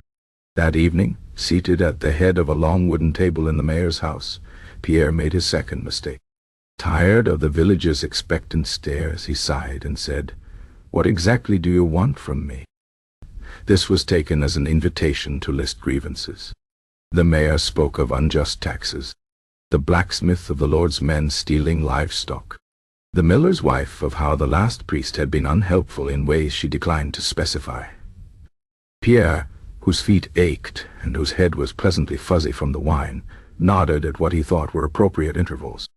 When the villagers finally fell silent, Pierre, now thoroughly drunk on both alcohol and undeserved reverence, made his third and most catastrophic mistake. He stood up, raised his cup, and declared, "Something must be done." The next morning, Pierre woke to find the village in an uproar.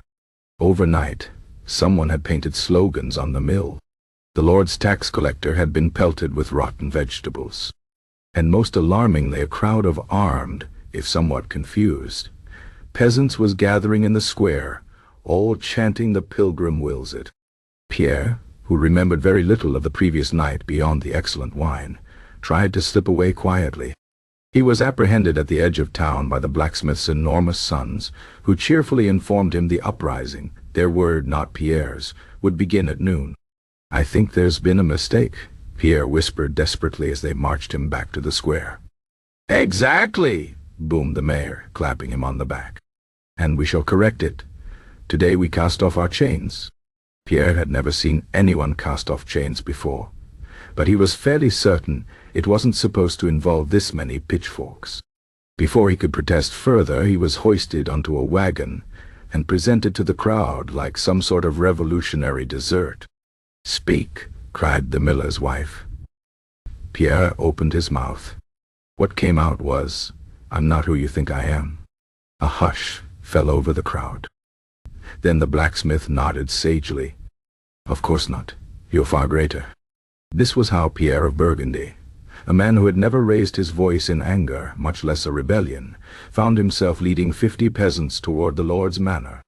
To his eternal shame, he spent most of the march trying to calculate how he might escape at the first opportunity.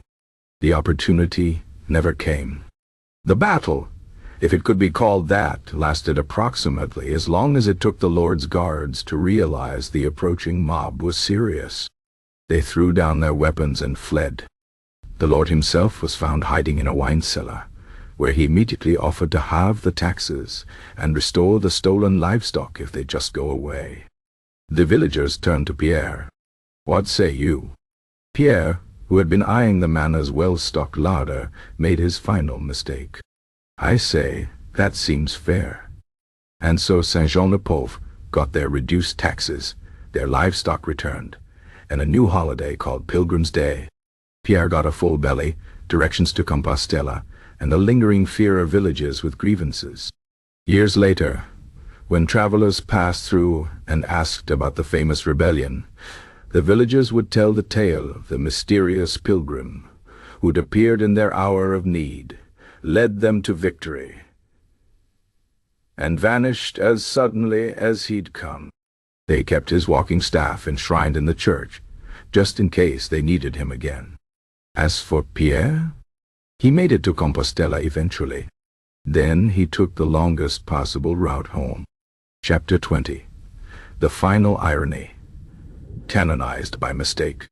The Vatican archives in 1723 were a labyrinth of crumbling parchment, faded ink, and overwhelmed clerks. Brother Thomas, a junior scribe with poor eyesight and worse Latin, had been assigned the thankless task of organizing centuries' worth of canonization petitions. He worked by candlelight in a dusty corner, squinting at documents that hadn't seen daylight since the Black Death. It was in this state of exhausted delirium that he came across the curious case of Theobald of the Tavern. The record was water-stained and missing several pages, but what remained told a tantalizing story. A simple man who had bravely spoken truth to power, who had been martyred for his faith, whose death had sparked a minor religious reformation. There were notes about miracles attributed to his intercession, pilgrims visiting his grave, even an annual feast day in some obscure French village. Brother Thomas scratched his head. He'd never heard of Saint Theobald. Then again, there were so many minor saints these days. Just last week they'd canonized some Portuguese nun, whose chief miracle appeared to be making her abbess's roses bloom out of season. He checked the official registers. No Theobald. Clearly an oversight. The poor man had been lost to bureaucratic negligence. With a sense of righteous purpose, Brother Thomas carefully added Theobald's name to the current canonization list before sending it upstairs for approval. No one noticed. Cardinal Ricci, who rubber-stamped the list between breakfast and his morning chess game, assumed this Theobald was one of those early martyrs they were always rediscovering. The Pope, signing the final decree while discussing new curtains for the Lateran Palace, didn't look too closely at the names. And so, on a sunny Tuesday in April 1724, Theobald the Drunkard became Saint Theobald the Righteous. The news reached Saint-Jean-Petit, formerly Saint-Jean-de-Pauvre, just in time for their annual Accidental Uprising Day celebration. The mayor, now several generations removed from the original events, read the papal bull 3 times before bursting into laughter so violent he nearly choked on his wine. They'd been maintaining the shrine for years out of habit more than belief. Theobald's walking staff still stood behind the altar, though these days it was mostly used to reach high shelves in the sacristy. The mural depicting his brave leadership had faded to near invisibility, and the stories told to children had grown increasingly outlandish. Some versions now claimed Theobald had defeated the wicked lord by vomiting on him with divine precision. The bishop, when informed of the canonization, immediately dispatched investigators. Surely there had been some mistake. But the Vatican documents were clear: Saint Theobald, martyr and reformer. The villagers, sensing opportunity, suddenly recalled dozens of long-forgotten miracles. Old grandmother Claudette swore her arthritis vanished whenever she touched the staff. The baker claimed his bread never molded on Theobald's feast day. A shepherd's boy reported seeing visions of a holy drunkard who blessed the vineyards. Faced with this sudden outpouring of devotion, and the very real papal decree, the bishop reluctantly declared the cult of Saint Theobald legitimate. A new reliquary was commissioned. The walking staff was gilded. The faded mural was restored to show Theobald with a suitably saintly halo, though the artist couldn't resist adding a tiny wine stain on his robes. In Rome, no one ever realized the error. Theobald's name quietly entered the martyrologies. His feast day was added to calendars, and eventually even the Pope mentioned him in an offhand blessing. By 1750, there were churches dedicated to Saint Theobald as far away as Quebec and Macau. Back in Saint-Jean-le-Petit, the villagers celebrated their accidental saint with their usual mix of sincerity and irony. The annual festival grew rowdier each year, featuring a reenactment where the least pious man in town played Theobald delivering his famous "something must be done" speech before leading everyone to the tavern. As for Brother Thomas, he eventually became Archbishop of Milan, though he always avoided inquiries about certain canonizations. On his deathbed, when asked if he had any regrets, he was said to have smiled and murmured, "I should have checked that tavern receipt more carefully." The receipt in question, the original record of Theobald's bar tab that had somehow gotten mixed in with martyrdom petitions, was rediscovered in 1843 by a horrified archivist. By then, it was far too late. Saint Theobald had hospitals named after him, stained glass windows depicting his martyrdom, and a growing following among brewers and innkeepers who took him as their patron. The archivist, after a long moment of contemplation, carefully filed the receipt away in a different folder. Some mistakes, he reasoned, were too divinely inspired to correct. And so Theobald of the Tavern, who in life had never intended to be anything more than a man enjoying his drink, became in death the patron saint of Misunderstanding's unintended consequences, and surprisingly good wine. His final miracle? Making generations of historians scratch their heads and mutter, "Wait, who?"